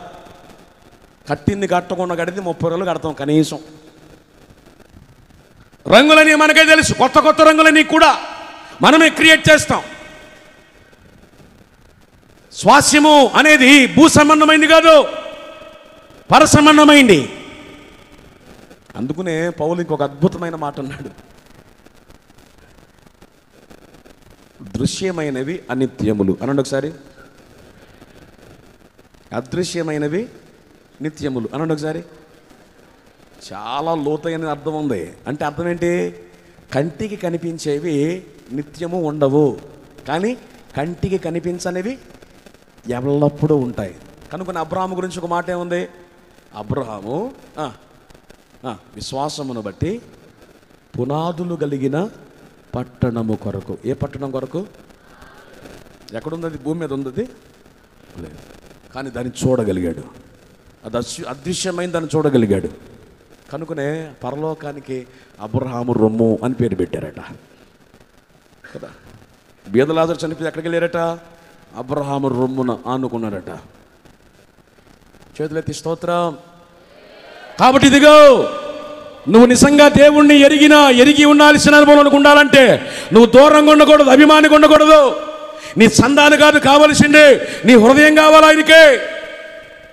కాబట్టి నేను దేవుణ్ణి ఎరిగిన వ్యక్తిని నువ్వు చెప్పాలంటే నువ్వు ఎక్కడికి రావాలి? క్రీస్తునద్దుకు రావాలి. చెప్పండి, ఎక్కడికి రావాలి? అది చాలామంది అట్లా వచ్చారు, క్రీస్తునద్దుకు వచ్చారు, అక్కడది అయిపోయిందా భక్తి? లేదు. రెండవ లక్షణం ఏమిటి? క్రీస్తులోనికి. అనండి ఒకసారి. క్రీస్తులోనికి ఎట్లా వస్తామంటే అక్కడే చెప్పాడు, ఏమని? బాప్తిస్మము ద్వారా. క్రీస్తులోనికి బాప్తిస్మము పొందిన అన్నాడు. అంటే లోనికి ఎట్లా వస్తావు? బాప్తిస్మము ద్వారా. అనండి ఒకసారి. చెప్పాలి గట్టిగా. అంటే అభిమానిగా ఉన్న నీవు మందిర అనుభవంలోనికి వచ్చి భక్తునిగా మారావు. భక్తునిగా మారినటువంటి నీవు నీ పాపాలు ఒప్పుకొని పశ్చాత్తాపడి కన్నీటితో ప్రభు పాదాలు కడిగిన తర్వాత, నీ రక్షణను నిశ్చయపరుచుకున్న తర్వాత బాప్తిస్మం పొందడానికి నువ్వేం చేయకూడదు? ఆలస్యం చేయకూడదు. అంటే ఎక్కడికి వచ్చేయాలి? లోనికి. అనండి ఒకసారి. లోనికి అంటే క్రీస్తులోనికి. అనండి ఒకసారి. అంటే చాలామంది ఈ పూట నొద్దకు వచ్చి ఆగిపోయారు, దగ్గరకు వచ్చి ఆగిపోయారు, లోపలికి రాలా. అంటే ఇప్పుడు ప్రభు రాకడ జరిగినా, మన ప్రాణపోకడ జరిగినా నువ్వు ఎట్లా పోతావు పరలోకానికి? ప్రభువా అది మరి కానుక పంపించాను కదా ప్రభువా అది మరి మందిరానికి వచ్చానుగా, వారం కనీసం పాస్టర్ గారు పాట ఇవ్వనంటే గొడవ పెట్టుకుని పంచాయతీ పెట్టి మరి పాట పాడేగా. ప్రభువా ఏంటి ప్రభువా? లేదు, నువ్వు లోపలికి రాలేదుగా. చెప్పండి, ఎక్కడికి రాలేదు అంటే అర్థం ఏమిటి? నేనేంటో తెలుసు, నా సామర్థ్యం ఏంటో తెలుసు, నేనేం చేయగలను తెలుసు. You know everything pin by pin, but still అయినా నువ్వు దూరంగానే ఉన్నావు, లోనికి రాలా. స్తోత్రం చెప్తారా? ఇక్కడ రక్షణ పొందని వారితో దేవుడు ఈ పూట మాట్లాడుతున్నాడు. ఇంకా దినాలు ఉన్నాయనుకుంటున్నావా? ఇంకా సమయం ఉందనుకుంటున్నావా? ఈ దినమే నీది, ఈ సమయమే నీదే, రేపు నీది కాదు. రాత్రి వేసిన గాలి ఎట్లా ఉందో తెలిసా వారు? మామూలుగా లేదు కోట. గుండెలు జారిపోయినాయి చాలామంది. దేవుడు అక్కడతో దిగబట్టాడు దాన్ని గట్టిగా. కూటాలు జరుగుతున్నాయి కాబట్టి దేవుడు అట్లా పట్టుకున్నాడు. ఏముంది అట్లా వదిలితే ఏంటి పరిస్థితి? గుడారాలు డేరాలతో సహా ఎగరతాం మనం, గాల్లో రింగులు కొడతాం. అంటే ఈ కృప ఎంతకాలం ఉంటుందో తెలియదు, కానీ వాయిదా వేస్తున్నావు. ప్రభు దగ్గరకు వచ్చి నేను ప్రభుని ఎరుగుదనంటున్నావు. ఎట్లా చెల్లుబాటు అయితే? దగ్గరకు వచ్చిన నీవు లోనికి రావాలిగా, లోనికి రావాలి. బాప్తిస్మము ద్వారా లోనికి రావాలి. చాలామంది అనుభవంలోకి వచ్చారు, అక్కడది అయిపోయిందా? అవలా ఏమన్నాడు? క్రీస్తును ధరించుకొని ఉన్నారు అన్నాడు. ఎవరిని ధరించుకోవాలట? చెప్పాలి గట్టిగా. అంటే ఏంటి క్రీస్తుని ధరించుకోవటం అంటే ఏంటి చెప్పండి? యేసుబాబు గారు బొమ్మ ఉన్నటువంటి దండ లాకెట్ మెడలో వేసుకోవటమా? లేకపోతే ఉంగరం చేయించుకుని దానికి శిలువ పెట్టుకోవటమా? క్రీస్తుని ధరించుకోవటం అంటే ఏంటి? ధరించుకోవాల్సింది ఎవరిని? ఆయనని. అంటే ఆయనని అంటే అర్థం ఏంటి? ఆయన స్వభావాన్ని అనండి ఒకసారి. అది ఆయన స్వభావం మనలోనికి రావాలి. అందుకనే పౌలు ఏమన్నాడు? క్రీస్తు సారూప్యము మీ యందు ఏర్పడే వరకు నాకు మిమ్మల్ని గూర్చి ఏం కలుగుతుందట? ప్రసవ వేదన కలుగుతుంది అన్నాడు. అంటే నిజముగా ప్రభువును దేవుణ్ణి ఎరిగిన వారెవరట? దగ్గరకు వచ్చిన వారు, లోనికి ప్రవేశించిన వారు బాప్తిస్మము ద్వారా. ఆ తర్వాత క్రీస్తు తత్వాన్ని, ఆయన గుణాన్ని, ఆయన స్వభావాన్ని, ఆయన సహనాన్ని, ఆయన ప్రేమను, ఆయన ఓర్పును, ఆయన దీర్ఘశాంతమును, ఆయనలో ఉన్న భారాన్ని ఎవరైతే ధరించుకుంటారో వారు దేవుని ఎరిగినవారు. చెప్పండి, ఎవరిని ఎరిగినవారు? స్తోత్రం చెప్పండి, చెప్పాలి గట్టిగా. మొదటి బ్యాచ్ ఎవరు? దేవుని ఎరుగని వారు. రెండు, ఎరిగిన వారికి ఉండే లక్షణాలు ఏమిటి? ఎరిగినవాడు క్రీస్తుని అడ్డుకు వస్తాడు. రెండు, క్రీస్తులోనికి ఎట్లాగా? బాప్తిస్మం ద్వారా అనండి. వచ్చినాడు ఏం చేయాలి? క్రీస్తును అంటే అర్థం ఏమిటి? ఆయన స్వభావాన్ని ధరించుకోవాలి, ఆయన గుణగణాలను ధరించుకోవాలి, ఆయన ఉన్న మంట భారాన్ని ధరించుకోవాలి, ఆయన ఉన్న త్యాగాన్ని ధరించుకోవాలి, ఆయన ఉన్న ప్రేమను ధరించుకోవాలి. అప్పుడు చెప్పాలి ఏమని? మేము దేవుని ఎరిగి ఉన్నామండి అని. ఇది రెండవ గుంపు. ఇక మూడవది ఏమిటి? మరి విశేషముగా దేవుని చేత ఎరుగబడిన వారు అనండి ఒకసారి గట్టిగా. మరి విశేషముగా దేవుని చేత. స్తోత్రం చెప్తారు ఒకసారి, చెప్పాలి గట్టిగా. ఏమిటి దీనిలో ఉన్న గమ్మత్తు? ఏమిటి దీనిలో ఉన్న అర్థం, అంతరార్థం అంటే జాగ్రత్తగా వినండి. ప్రస్తుతానికి మన ముఖ్యమంత్రి ఎవరు? ఏమిటి ఫ్రీ బస్ ఎక్కి తిరిగేస్తున్నారు ఆధార్ కార్డు ఇచ్చుకునే అది కదా. ఇప్పుడు మన ముఖ్యమంత్రి గారు ఉన్నారు కదా, ఆయన నాకు తెలుసు అనేది గొప్ప విషయమా? ఇప్పుడు నేను ఏమంటాను? ముఖ్యమంత్రి గారు నాకు తెలుసండి. మీరేమంటారు? చాలు చాలు వెళ్ళవయ్యా, నీకేంటి మాకు కూడా అది. అట్లా కాకుండా కొంచెం ఎఫెక్ట్ రావాలనుకో ఏమనాలి? ఇదిగో ముఖ్యమంత్రి గారికి నేను కూడా బాగా తెలుసా అన్నామనుకో, అయ్యో బాబోయ్ నిజమా, అమ్మో. అంటే నాకు ఆయన తెలుసు అనేది గొప్ప, లేకపోతే నేను కూడా, చెప్పండి, నేను కూడా ఆయనకు తెలుసు అన్న గొప్ప? ఏదోటి చెప్పండి. స్తోత్రం చెప్తారు ఒకసారి. అంటే ఇప్పుడు మనం ఏమంటున్నాం? ప్రభువా ప్రభువా అంటున్నాం. అంటే మన దేవుడెవరో మనకు తెలుసు. ఆయన శక్తి ఏమిటో మనకు తెలుసు. ఆయన సామర్థ్యం ఏంటో మనకు తెలుసు. ఇది దీనిలో గొప్ప ఏముంది? మరి ఏది గొప్ప? ప్రభువా నీవు నా పేరును బట్టి ఎరిగి ఉన్నావు, నేను నిన్ను ఎరగటమే కాదు నాయనా, విశేషముగా నీ చేత నేను ఎరుగబడిన వ్యక్తిని అన్న దాంట్లో గొప్ప ఉంది. దేవునికి స్తోత్రం చెప్పండి. చేతులెత్తి గట్టిగా చెప్తారా? అంటే మరి విశేషముగా మనము ఎవరి చేత ఎరగబడాలి? దేవుని చేత. అంటే అయ్యా నువ్వు నాకు తెలుసు అనే దానికన్నా నేను ఆయనకి తెలియటమే కాదు, ఆయన నాకు తెలియటమే కాదు, నేను కూడా ఆయనకు తెలుసు. నేను ఎట్లా అంటే మీరేమంటారు? సార్ చాలేవయ్యా, ఎక్కడో బంటిమిల్ నుంచి వచ్చావంట, 100 కిలోమీటర్లు ప్రయాణం చేసి, ఇక నువ్వు చెప్పిన దానికల్లా తలాడుతున్నావు అంటే ఎంతమంది నిన్ను గుర్తుపెట్టుకుంటాడు ఆయన? ఎంతమంది ఉన్నాం భూమి మీద? ఎన్ని కోట్ల మంది ఉన్నారు? అంతమందిని ఎట్లా గుర్తుపెట్టుకుంటాడు అనే సందేహం మీకు వస్తుంది. మరి మీకు సందేహం వచ్చినప్పుడు దాన్ని నివృత్తి చేయాలిగా. కనుకునే బైబిల్ గ్రంథంలో ఒక వచనం చదువుదామా? యెషయా గ్రంథము 40వ అధ్యాయము 26వ వచనం చదవండి. యెషయా గ్రంథము 40వ అధ్యాయము 26వ వచనం. మీ కన్నులు పైకెత్తి చూడుడి. వీటిని ఎవరు సృజించెను? వీటి లెక్క చొప్పున వీటి సమూహములను బయలుదేరదీసి వీటన్నిటికి పేర్లు పెట్టి పిలుచువాడే కదా. కీర్తన గ్రంథము 147వ కీర్తన 4వ వచనం చదువునానా? కీర్తన గ్రంథము 147వ కీర్తన 4వ వచనం. నక్షత్రముల సంఖ్యను ఆయన నియమించి ఉన్నాడు, వాటన్నిటికి పేర్లు పెట్టుచున్నాడు. ఇక నన్ను చూడండి. యెషయా గ్రంథంలో భక్తుడు ఏమంటున్నాడు? మీ కన్నులు పైకెత్తి చూడండి అన్నాడు. చెప్పండి, ఎక్కడికి చూడమన్నాడు? పైకెత్తి చూస్తే ఏం కనబడతాయి మనకి? చెప్పాలి గట్టిగా. నక్షత్రాలు కదా. ఆకాశంలో ఏముంటాయి? సాధారణంగా ఈ వేసవకాలంలో 6 బయట మంచం వేసుకుని, బిల్డింగ్ మీద 6 బయట మంచం వేసుకుని అట్లా పడుకుని అట్లా చూస్తే ఏం కనబడతాయి మనకి? చెప్పరేటు గట్టిగా. లెక్క పెట్టారు ఎప్పుడైనా? ఎన్ని ఉన్నాయి? సరే ఈసారి లెక్క పెట్టి చెప్పండి. అవుద్దది? మాట్లాడరేంటి? అవుద్దా? అవుదది. కానీ ఇక్కడ రాయబడిన మాట ఏమిటి? ఏముంది అక్కడ? నక్షత్రముల సంఖ్యను ఆయన నియమించి ఉన్నాడు, వాటన్నిటికీ. ఏమిటి అసలు అది? బుర్ర పాడైపోయే మాట కదా అది. నక్షత్రముల సంఖ్య నియమించడం ఏమిటి? ఎన్నున్నాయి అసలు? చెప్పండి, ఎన్నున్నాయి అసలు? లెక్కలేదు అసలు.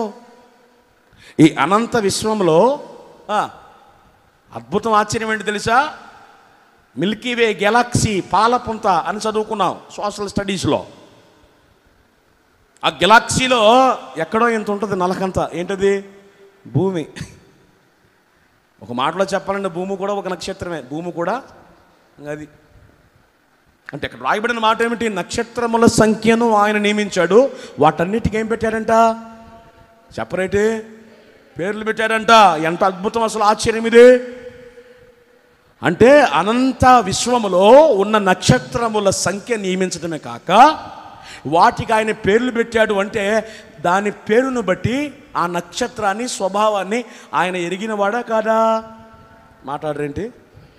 మరి ఆ లెక్క వస్తే ఆ నక్షత్రాలలో ఎక్కడో ఒక మూల ఆ పాలపుంతలో ఉంది కదా గెలాక్సీలో, ఈ భూగోళం.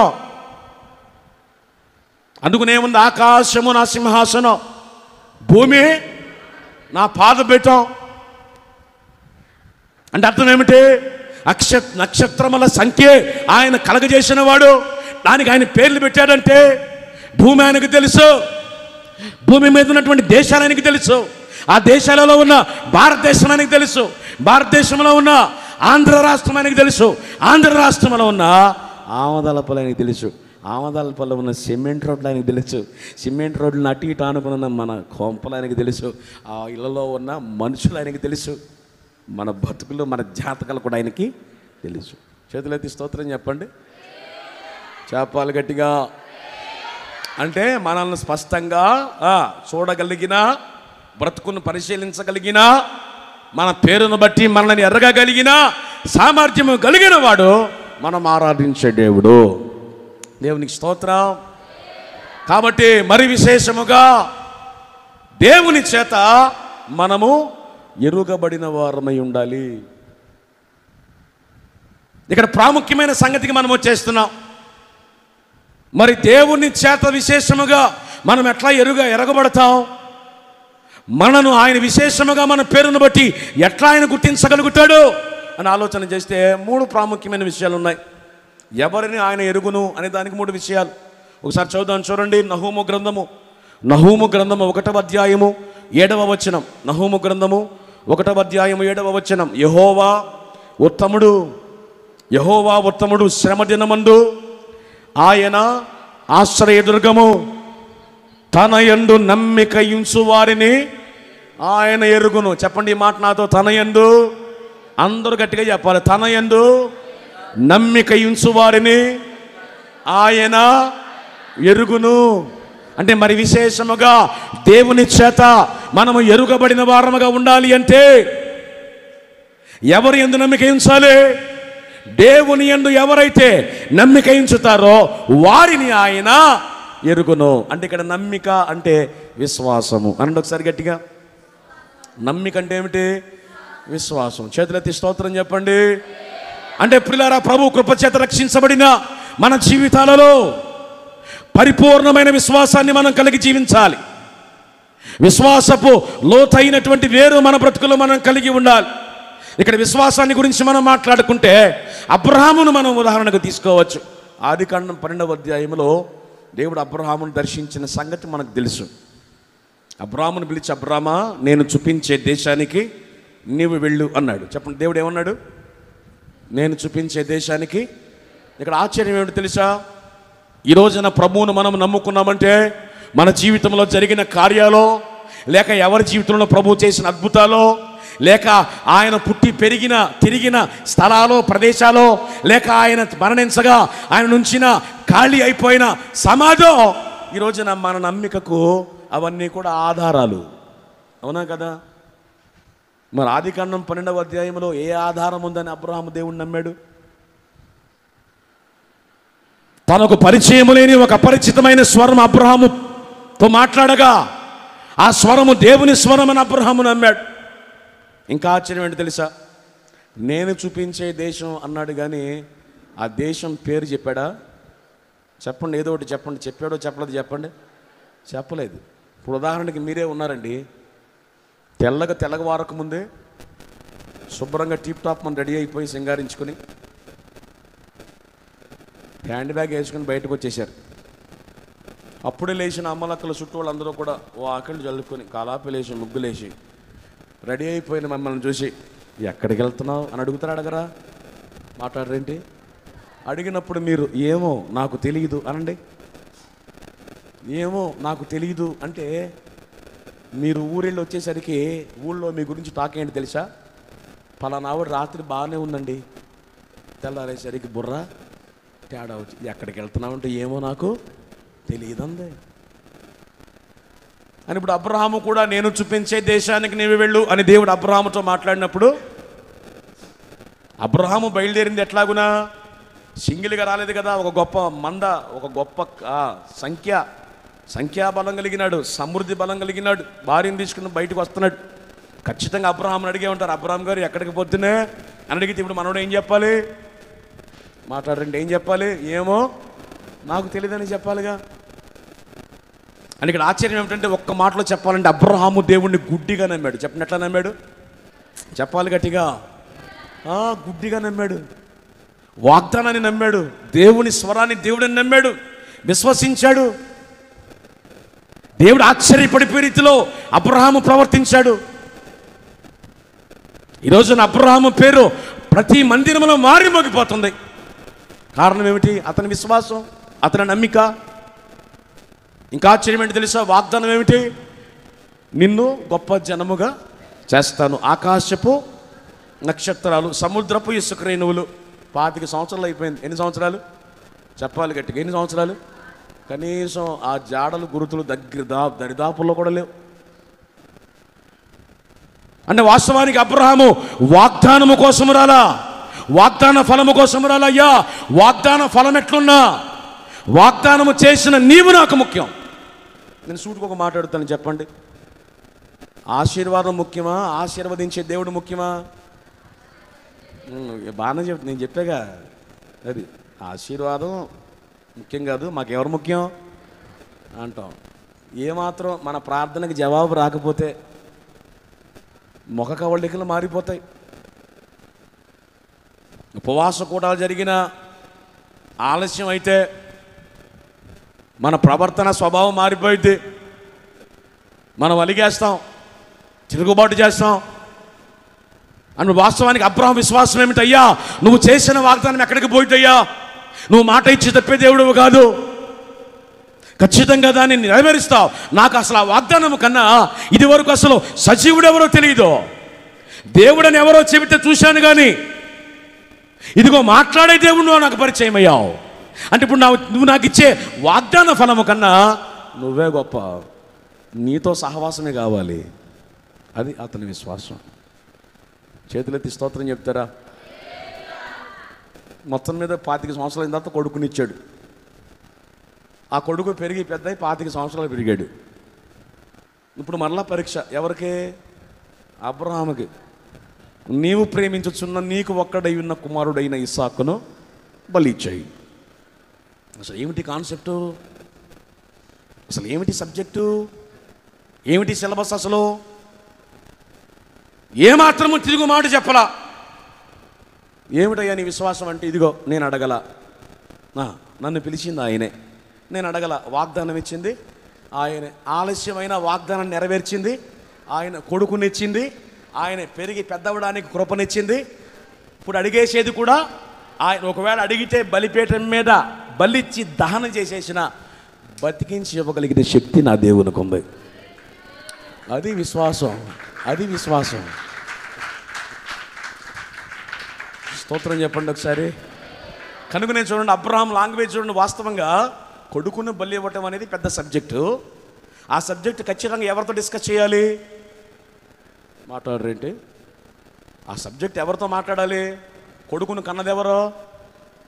ఎవరు కన్నారు? శారా కంది కదా. ఈ సబ్జెక్ట్ ఎవరి దాకా వెళ్ళాలి? తీసుకెళ్ళాడా? ఒకవేళ తీసుకెళ్ళి ఉంటే ఏమయ్యేది? ఆయన అడిగాడంట, ఆయన ఎత్తారంట, చీరేస్తా. ఏమయ్యా 100 సంవత్సరాల వయసులో గర్భం ఉడిగిపోయి ధర్మం ఆగిపోయి వయసులో ఉన్నాళ్ళే నొప్పులు తీయలేకపోతున్నారు. నొప్పులు తీసుకంటే నొప్పి నాది కన్నా నాకు తెలుసు. ఈయనంట ఆయన బలి అడిగాడంటే ఈయన చేస్తాడంట. చాలా ఆగు, మాట్లాడకుండా కూర్చో, భోజనం చేసి పడుకో, నేసిద్ది. డిస్కస్ చేశాడు అక్కడ, చేయలే. కారణం ఏమిటి? ఇది పరీక్ష. దేవుడు ఒక శిఖరాగ్ర స్థాయికి తీసుకెళ్లే ముందు శోధిస్తాడు. నేను నా కుమారుడు ఒక లెవెల్లోనికి రాబోతున్నావు దేవుని దృష్టిలో. దేవునికి స్తోత్రం చెప్పాలి గట్టిగా. కాబట్టి ప్రియులారా, అబ్రహాము భక్తునిగా పరిచయమైన సొదొమ గొమొర్రా నాశనం అయిపోతుంది అనేటప్పటికీ దేవుడు అబ్రహాము నాకు ప్రియమైన స్నేహితుడు కదా, అతనికి ఈ సంగతి నేను ఎట్లా మరుగు చేస్తాను అనే ఆలోచనలో పడిపోయాడు దేవుడు. దట్ మీన్స్ అతని విశ్వాసం భక్తునిగా పరిచయమైన అతడు తర్వాత దేవునికి ఏమైపోయాడు? స్నేహితుడు. అన్న ఒకసారి గట్టిగా. అది ఇద్దరు స్నేహితులు మాట్లాడుకునేటట్లు చాలా సీరియస్గా మాట్లాడుకునేవారట దేవుడు Abraham. That was the real fellowship they had. అది విశ్వాసం. అంటే ఈ రోజున రక్షించబడ్డావు, ప్రభు మార్గానికి వచ్చావు, భక్తి జీవితంలో నీ దేవుని శక్తి ఏంటో నీకు అర్థమవుతుందా? తన దేవుని మనసు ఏంటో అబ్రహాం అర్థం చేసుకున్నాడు. కనుకనే కుమారుణ్ణి బలడిగిన వెనదీరగకుండా మోరియా దేశానికి బయలుదేరాడు. అక్కడ కూడా ఒక అద్భుతం ఏంటి తెలుసా? ఈ భక్తుడు ఆవేశపరుడు, ఇక్కడే బలిపీఠం కట్టి బలిచ్చేయగలడు, ఇట్లా కాదు, కొడుకు మీద ఉన్న ప్రేమ మమకారం పెరిగిన దినాలలో ఉన్నటువంటి ఆ గురుతులని జ్ఞాపకం రావాలి కాబట్టి 3 రోజులు ప్రయాణం పొడిగించాడు దేవుడు. మోరియా దేశానికి ప్రయాణం అంటే 3 days they have to travel together. అంటే ఇప్పుడు కొడుకుతో కలిసి ట్రావెల్ అవుతుంటే ఇస్సాకు మాట్లాడిన ముద్దు మాటలు గుర్తురావా? ఇస్సాకు అబ్రహాముకు జరిగినటువంటి ఆ డిస్కషన్స్ గుర్తురావా? కొడుకుతో అనుకుంటున్న జ్ఞాపకాలు గుర్తురావా? ఇవన్నీ గుర్తొస్తే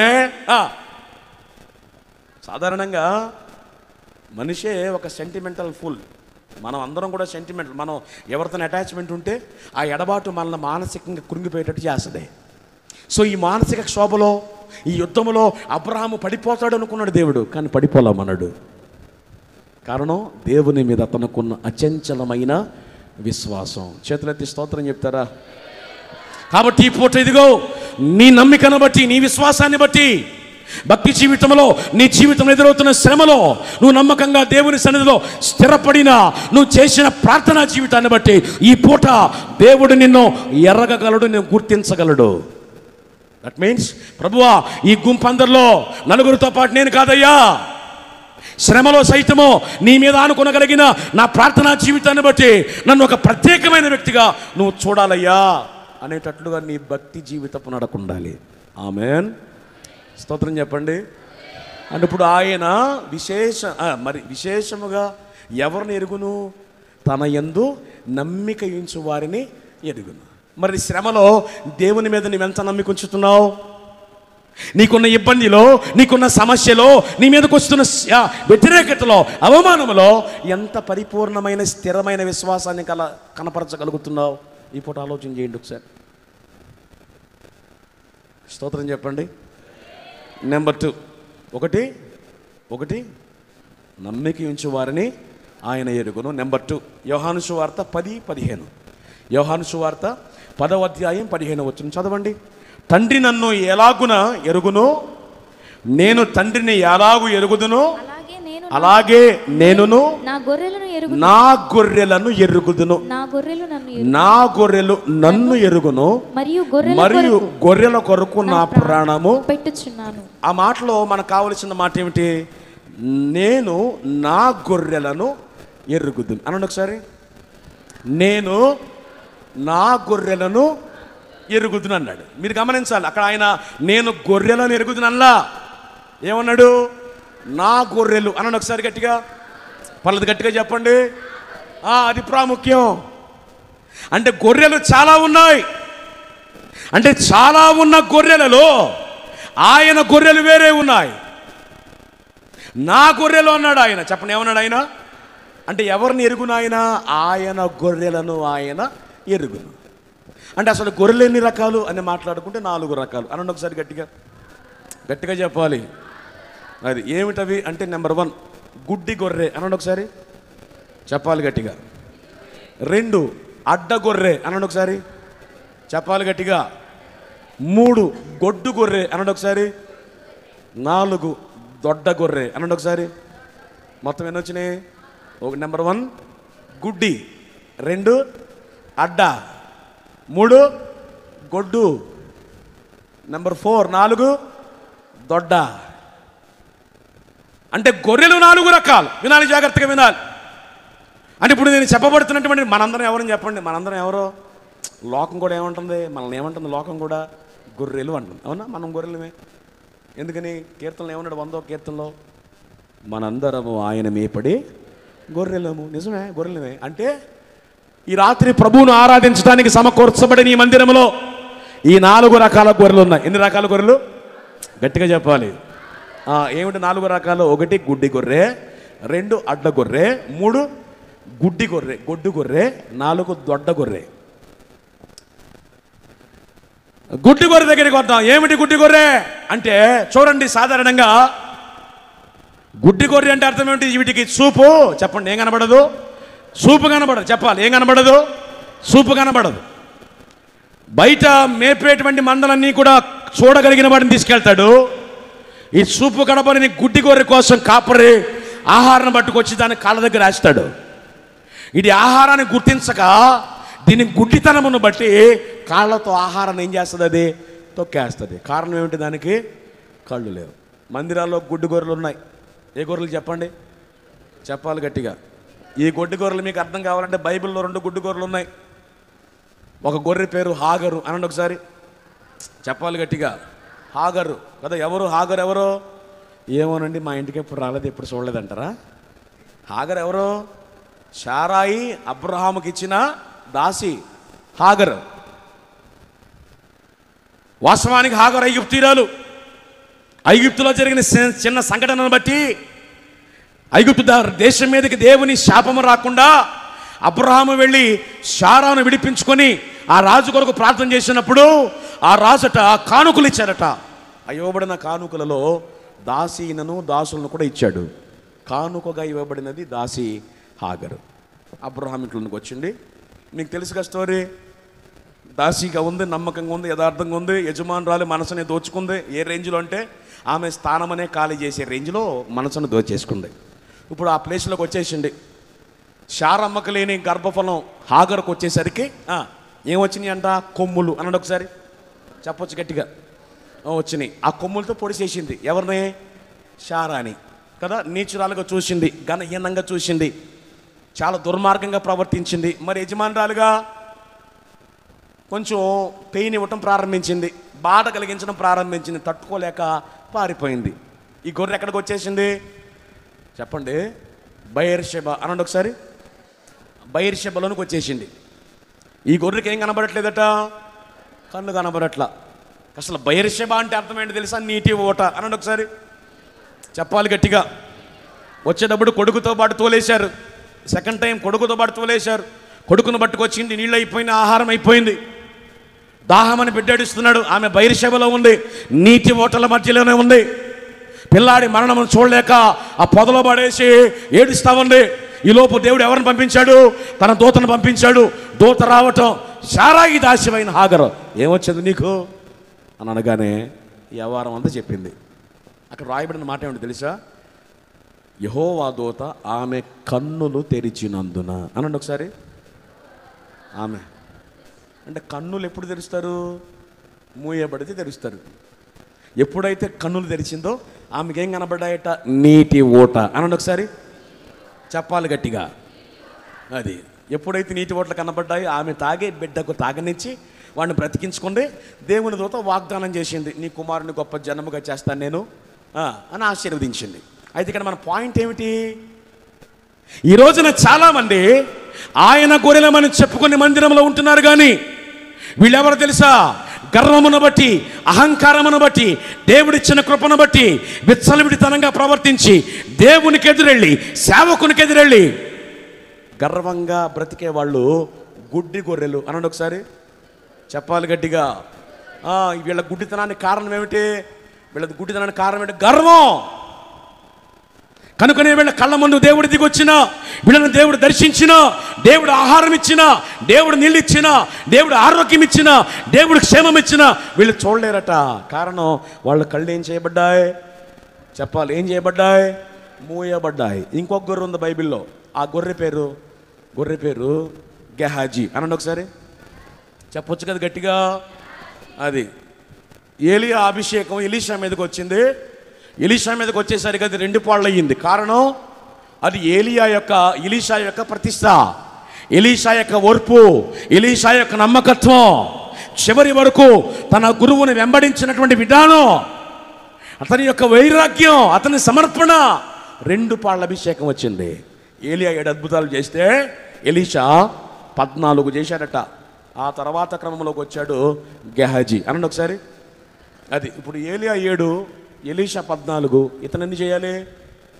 21. అంత సీన్ లేదు ఇక్కడ. పోనీ 14 అది కూడా ఆడలేడు. పోనీ 7 అది కూడా కష్టమే. ఎందుకని? అసలు అభిషేకం పొందుకోవాలి కదా, కృప రావాలి కదా, దేవుని మహిమ చేత నింపబడాలి కదా. నింపబడాలంటే మందిరంలో ఉండాలి కదా, సేవకుడు గురువు గారికి దాసునిగా ఉండాలి కదా, ఎలీషాతో మోకరించాలిగా. ఏలియా మోకరించిన ప్రతి సన్నివేశంలో ఎలీషా ఉన్నాడు, కానీ ఎలీషా మోకరించిన చాలా కూటాల్లో గెహాజీ లేడు. కారణం ఏమిటి? గెహాజీ ఆత్మ సంబంధమైన వాటి మీద మనసు పెట్టేవాడు కాదు. మందిరానికి ఎవరు వస్తున్నారో, అయ్యగారికి ఎవరు కాయలెట్టుకొస్తున్నారో, అయ్యగారికి ఎవరు పలహారాలు తెస్తున్నారో, అయ్యగారింటికి ఏం కవర్లు వస్తున్నాయి అంటే అయ్యగారి దగ్గరికి వచ్చే ఆ సంచుల కోసం, ఆ బ్యాగుల కోసం, ఆ గిఫ్ట్ల కోసం వీడు చూస్తుంటాడు వీడు. ఎందుకని? అయ్యగారికి వద్దకపోతే మనం లొంగేసేద్దాం మొత్తం అన్నట్టు. అట్లాగే నయమాన్ ఒకడు వచ్చాడు, రోగం బాగు చేసుకున్నాడు, స్వస్థత పొందుకుని కానికిస్తే ఎలీషా అన్నాడు, నీ ధనం ఎవడికి కావాలి, నాకు అక్కర్లేదు పో అన్నాడు. అని ఎలీషా ఇల్లు మోకరించి ప్రార్థన చేస్తున్నాడు లోపల. ఇప్పుడు ఎలీషా వెళ్ళాడంటే ఎవరు వెళ్ళాలి? వెనకాల మాట్లాడరేంటి? వెళ్ళాడా? వెళ్ళాలా? ఇప్పుడు ఎక్కడికి వెళ్తున్నాడు? నయమాను రథం వెనకాల ఏం చేస్తున్నాడు? పరుగెడుతున్నాడు. తెచ్చుకున్నాడు, దాచుకున్నాడు. అప్పుడు వచ్చి మోకరించాడు. ఎలీషా అడుగుతున్నాడు, where are you coming from Gehazi అన్నాడు. I didn't go anywhere, I'm here అన్నాడు. నేను ఎక్కడికి పోలేదు, ఇక్కడే ఉన్నాను అనగానే, ఆ నయమాను రథం వెనకాల నువ్వు పరిగెడుతున్నప్పుడు నా ఆత్మ నీతో రాలేదా అన్నాడు. ఒక సన్నివేశం జరిగింది. శత్రువులు ఇశ్రాయేలీయుల ప్రజలను చుట్టుముట్టేశారు. అప్పుడే ఎలీషా బయటకు వచ్చాడు, శత్రువులను చూశాడు. ఏమాత్రం కుదేలైపోవాల కారణం, శత్రువులు చుట్టూ ఉన్నారు. ఆ శత్రువుల చుట్టూ అగ్ని రథాలు దూతల సమూహం ఉందట. ఎలీషా వెనకాల కళ్ళు నడుపుకుంటూ వచ్చాడు నిద్రమోహంగా గెహజీ. బయటకు వచ్చి చూస్తే గెహజీ శత్రువులను మాత్రమే చూడగలిగాడు, దేవుని సైన్య సమూహాన్ని చూడలేకపోయాడు. ఎందుకని? ఏ గొర్రెది? మాట్లాడరేంటి? ఏ గొర్రెది? ఎందుకని? దీని గుడ్డితనం ఎందుకు వచ్చింది? దీనికి ఎప్పుడు డబ్బు, ఈ గొర్రెకట ఎప్పుడు ధనం మీదనట, ఎప్పుడు భౌతిక సంబంధమైన ఆశీర్వాదాలేనట, ఎప్పుడు పలహారు భోజనాలేనంట, ఈ తినేదేనంట. ఇక అంతా ఉపవాస కూటాలు ఉండరంటే వీళ్ళు, 25కి దిగుతారంటే వీళ్ళు, 1వ తారీఖు దిగుతారంటే వీళ్ళు. పండగ క్రైస్తవులు వీళ్ళు. భౌతిక సంబంధమైన వాటిని, రంగుల ప్రపంచాన్ని గంతులేసే రంగులు వీళ్ళు. అప్పుడు ఎలీషా ప్రార్థన, ప్రభువా యెహోవా వీడు చూచున్నట్లు వీడి నేత్రములు తెరవమనగా అప్పుడు ఏం చేయబడ్డాయి? కళ్ళు. అది కారణం. ఎందుకు మూసుకుపోయే కళ్ళు? ధనం మీద, అభిషేకం మీద లేదు, భౌతికమైన వాటి మీద తప్ప దైవికమైన వాటి మీద లేదు. ఈ రోజున రక్షించబడిన నీ బ్రతుకులో ఏది ప్రాముఖ్యం? భౌతికం ప్రాముఖ్యమా? నీ ప్రార్థనా జీవితాన్ని కట్టుకోవడం ప్రాముఖ్యమా? లోక సంబంధమైన ఆశలు ప్రాముఖ్యమా? వాక్యానుసారమైన నడక ప్రాముఖ్యమా? మందిరంలో సేవకుని యొక్క దర్శనాన్ని, భారాన్ని మోయటం ప్రాముఖ్యమా? లోకముల అధికారుల చుట్టూ బరిలెత్తడం ప్రాముఖ్యమా? ఏది ప్రాముఖ్యం నీకు? ఏది శాశ్వతం? ఏది మర్యాదనిచ్చేది? ఏది ఘనతనిచ్చేది? ఏది స్థితిని మార్చేది? ఏది దేవుని మనసును గెలిచేటట్లు చేసేది? భౌతికమా, ఆత్మీయకమా? అది స్తోత్రం చెప్పండి ఒకసారి. గుడ్డి గొర్రె అనండి ఒకసారి. గుడ్డి గొర్రె ఆయన గొర్రె కాదు అనండి ఒకసారి. గట్టిగా చెప్పాలి. గుడ్డి గొర్రె ఆయన గొర్రె. రెండవది అడ్డ గొర్రె అనండి ఒకసారి. గట్టిగా చెప్పాలి. అంటే ఏమిటి? బాగా బలిసిన గొర్రె అనండి ఒకసారి. గట్టిగా చెప్పాలి. ఇశ్రాయేల్ దేశంలో గొర్రెల కాపర్లట గొర్రెల సంఖ్య ఎంతున్నా, గొర్రెలు వెళ్ళడానికి రావడానికి ద్వారం ఒకటే ఉంటుందట. వెళ్ళడానికి రావడానికి ద్వారం సంఖ్య ఎంతున్నా ద్వారం ఒకటే. కానీ ఒక గొర్రె ఉంటుందంట. సగం గొర్రెలు లోపలికి వచ్చిన తర్వాత ఈ గొర్రె ఆ గుమ్మం దగ్గర నిలబడద్దంట. ఎక్కడ? మాట్లాడరేంటి? అంటే అర్థం ఏంటి? లోపలది బయటికి వెళ్ళలేదు, బయటది అది. ఏ గొర్రెది? అంటే అర్థం ఏంటి? దేవుని సేవకి కొన్ని అడ్డగొర్రెలు ఉంటాయి. ఏ గొర్రెలట? అడ్డగొర్రె. అంటే అర్థం ఏంటి? బయట వాళ్ళని లోపలికి రానివ్వరు, లోపల ఉన్న వాళ్ళని బయటికి వెళ్ళనివ్వరు. అడ్డంగా ఉంటారు వీళ్ళు. ఎవరైనా వీళ్ళకన్నా ఎక్కువగా పాడినా, వీళ్ళకన్నా కాస్త పరిచర్య ఎక్కువ చేసినా వీళ్ళకు తగలడిపోతుంటుంది లోపల. అయ్యగారు కాస్త ఎక్కువగా ఎవరినైనా ఫోకస్ పెట్టినా, అయ్యగారు ఏంటి ఎక్కువ ఆయనకి ఫోన్ చేస్తున్నారంట, మనం కనబడతలేదా? పాటలు ఏంటి వాళ్ళకి ఎత్తున్నారంట, ఏమేమి పాడమేంటి, ఏంటి పనులన్నీ వాళ్ళకే చెప్తున్నారంట. అంటే మీరందరూ మంచివాళ్ళు, మిమ్మల్ని అంటలేదు నేను బాబోయ్. మీ గురించి మీ పాస్టర్ గారు అద్భుతమైన సాక్ష్యం ఇచ్చారు అక్కడ కింద. పోయినసారి కూడా చెప్పారు. చేతులెత్తి స్తోత్రం చెప్పండి. అది కొన్ని అడ్డగొర్రెలు ఉంటాయి. అంటే అర్థం ఏంటి? ఇది లోపల వాళ్ళకి ఇబ్బంది, బయట వాళ్ళకి. లోపల వాళ్ళకంటే ఏంటి? ఒక వ్యక్తి ఆత్మీయంగా ఎదుగుతూ, ఆత్మీయంగా బలపడి, వాక్యం చేత మండుతూ బయటికి వెళ్ళి 4 ఆత్మలను పట్టుకొద్దామంటే వీడు వెళ్ళనివ్వడు. వీడు అడ్డుంటాడు. వీడు అంటే వీళ్ళు చేయరు, చేసేవాళ్ళని చేయనివ్వరు. వీళ్ళు ఎవరో ఇచ్చేవాళ్ళని వీళ్ళకి పేరంటే సొప్పనాథోళ్ళు అనండి ఒకసారి. అంటే మా ప్రాంతంలో అట్లా అంటారులే. అంటే ఇక ఇది మీకు అర్థం కావాలంటే గడ్డి ఆవకాడ కుక్క అనండి ఒకసారి. మాట్లాడరేంటి? రైతు వరిగడ్డి గేదెలు తినకూడదని గడ్డామ దగ్గర కుక్కలను కాపలా పెడతాడు. వీటిని కుక్కని. పాపం ఆ ఒట్టిగడ్డిని చూసి గేదె పరుగున వస్తుంది. ఏం తిందామని? గడ్డి తిందాం. ఈ కుక్క వై వై వై అని పడిపోద్దంట. అంటే అర్థం ఏంటి? ఇది తిందామని వచ్చిన గేదెని తిన్నేవు. అడ్డగొరిలి. స్తోత్రం చెప్పండి. ఎవరో దేవుడు దైవజనుడు మాట్లాడుతుంటే, వాక్యం మాట్లాడుతుంటే, స్పర్జను మాట్లాడుతుంటే, అబ్రాహ్మ అయ్య గారు మాట్లాడుతుంటే, బియోల అమ్మగారు మాట్లాడుతుంటే, అరే అమ్మగారు మాట్లాడుతున్నారు, అయ్యగారు మాట్లాడుతున్నారు. ప్రభువా నేను కూడా మందిరానికి వచ్చేస్తాను, ఆయన అని అంటే అలా ఆయన అంటారంటే ఎక్కడికి వెళ్తావు? చర్చికి వెళ్ళిపోతున్నాను నేను కూడా. ఆ పాస్టర్ గారు వాక్యం వినపడుతుందిగా, ఇంటికాడ నుంచి వినకూడదా? లేదండి, ఎంతకాలం అండి ఇంటికాడ నుంచి గుడికి వెళ్తానండి. చాలాసార్లు ఆగు, ఇదిగో ఆ గుళ్ళో ఒక ఆవిడని చూసావా? అది చూశారని తెలుసు కదండి నాకు. ఇదిగో ఆ గుడికి వెళ్తుంది, కానీ బయటకు వచ్చిన తర్వాత అన్నీ బూతులే కదట. నువ్వు కానీ గుడికి వెళ్ళావనుకో ఆవిడలాగా బూతులాడతావు. నువ్వు గుడికి వెళ్ళటానికి వీళ్ళు అంటే ఇప్పుడు ఆ ఆత్మ ఎందుకు ఆగిపోయింది అక్కడ? ఇక్కడ అడ్డగొర్ర ఉంది కాబట్టి అక్కడ ఆత్మ ఆగిపోయింది. అంటే చాలామంది దేవుని పనికి పరిచర్యకు ఆటంకంగా మారిపోతున్నారు, అడ్డగొర్రెలు వీళ్ళు. అందుకనే ప్రభువు అన్నాడు, అభ్యంతరములు రాక మానవు కానీ అవి ఎవరి వలన వచ్చునో వానికి శ్రమ. అట్లాంటి వాడి మెనక తిరిగట్టి రాయి కట్టి నడి సముద్రములో పడవేయటో వాడికి లాభం అన్నాడు. అడ్డగొర్రె అనండి ఒకసారి. అడ్డగొర్రె ఆయన గొర్రె కాదు, గుడ్డి గొర్రె ఆయన గొర్రె కాదు, అడ్డగొర్రె. మూడవ గొర్రె గొడ్డు గొర్రె అనండి ఒకసారి. గొడ్డు అంటే ఏమిటి? మాట్లాడాలి. గొడ్డు అంటే ఏమిటి? ఫలించనిది, పిల్లలను కనది.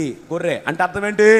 ఏళ్ల తరబడి మేత బొగ్గులార్చుకుంటూ బొక్కుతున్నా, ప్రసంగాల మీద ప్రసంగాలు, అందున అద్భుతమైన సందేశకులు కదా. తండ్రిని మించిన కొడుకు, తల్లి కొడుకుని మించిన తల్లి అన్నట్లు అప్పుడప్పుడు చూస్తుంటా ఆ యూట్యూబ్లో. అందులో మనవడి మీద మా సోదరుల ఆత్మ ఉంది బలంగా, యేసుదాస్ గారిది. ఇక అది ఆయన చూస్తే ఏంటి మా అన్నయ్య కనబడుతున్నాడు అనిపించింది. ఆ స్పిరిట్ ఉంది, అద్భుతంగా మాట్లాడు. వాస్తవంగా అసలు ఉపవాస కూటాలకి స్పీకర్లు అవసరం వాళ్ళకి, కూటాలు అద్భుతంగా జరిగించవచ్చు. కానీ పాయింట్ ఏమిటి?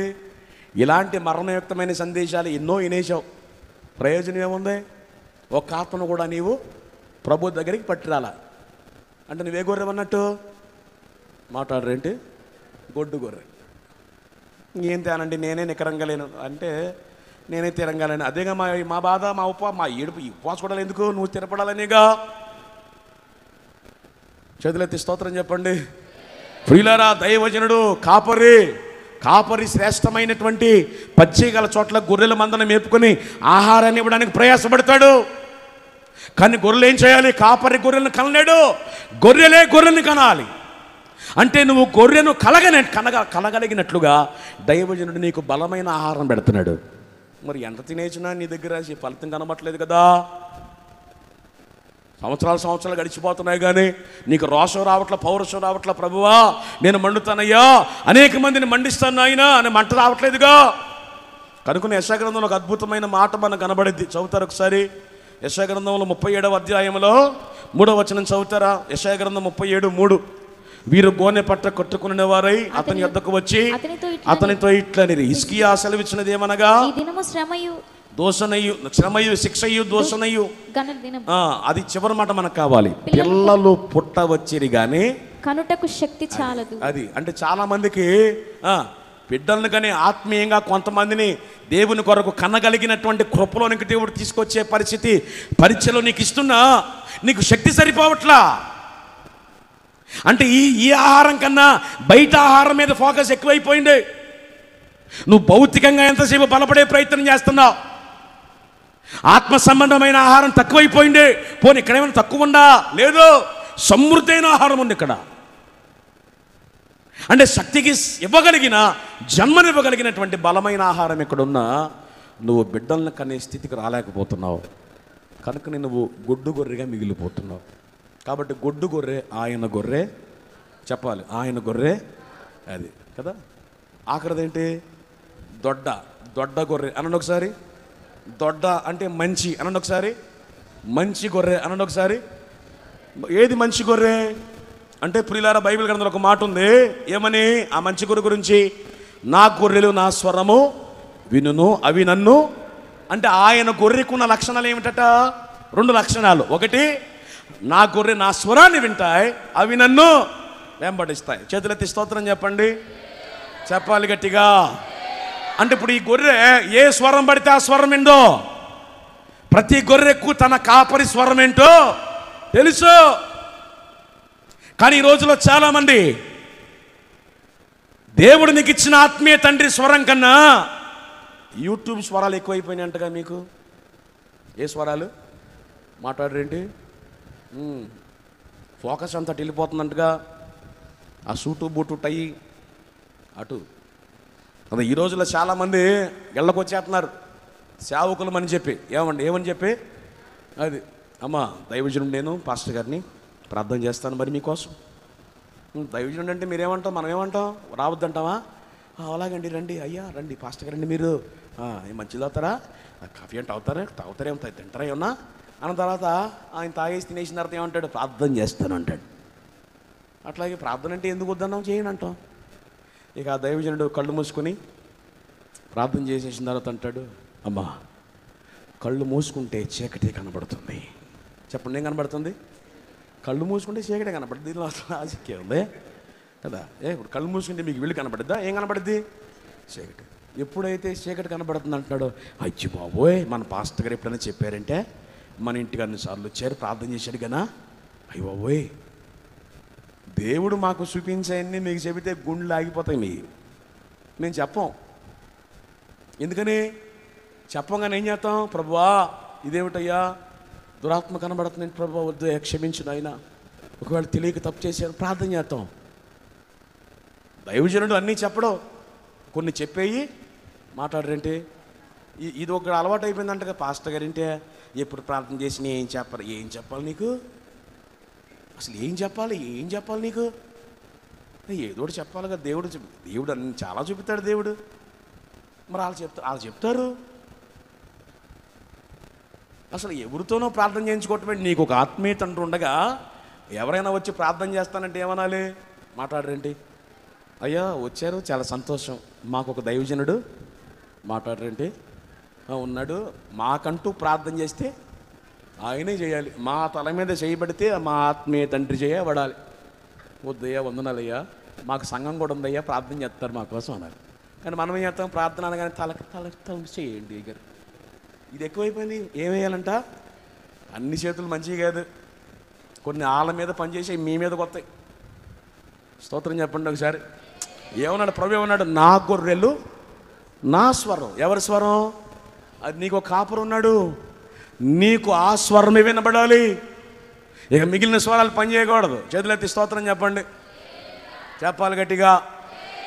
చాలామందికి సంవత్సరం, కొత్త సంవత్సరం వచ్చి ఒక పండగ, ఇంటి నిండా 10 క్యాలెండర్లు ఉంటాయి. ఎన్ని క్యాలెండర్లు?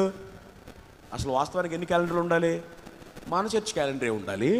కానీ మనం ఏం చేస్తాం, ఆ పాస్టర్ గారిది అవన్నీ నీకు ఎందుకు, ఈ గొర్రెలే బాధ అయిపోయింది వీటితోనే. మీ ఇంట్లో మీ గోడ మీద ఉంటే మీ దైవజనుడు మీకు ఇచ్చిన క్యాలెండరే ఉండాలి. ఇక అది పక్కా పర్ఫెక్ట్, అది కాదు నియమం. అదే దేవునికి స్తోత్రం చెప్తారా?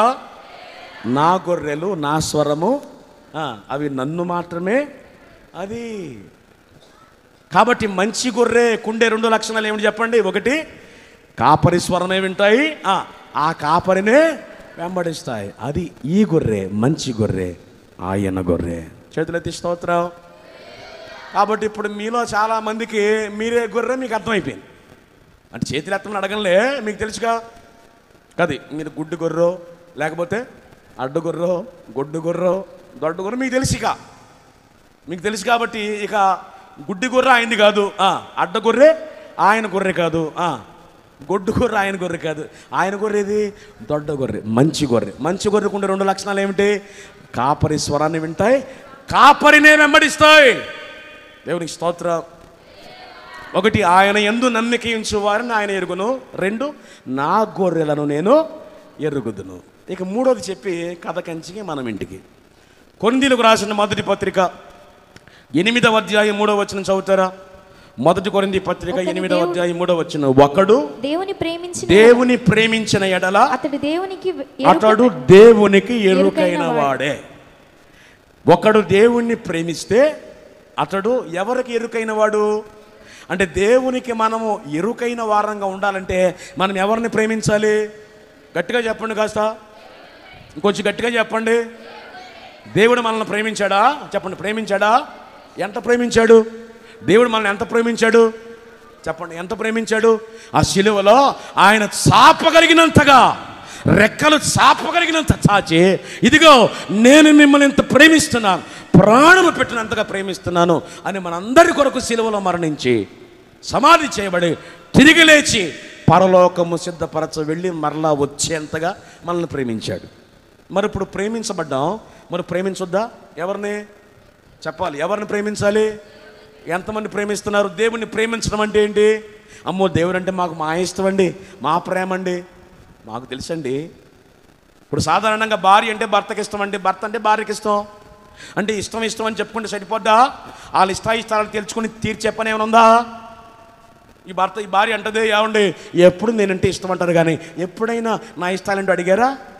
నేను కోరుకున్న ఎప్పుడన్నా ఒక్కడని తెచ్చిపెట్టారు అనదా?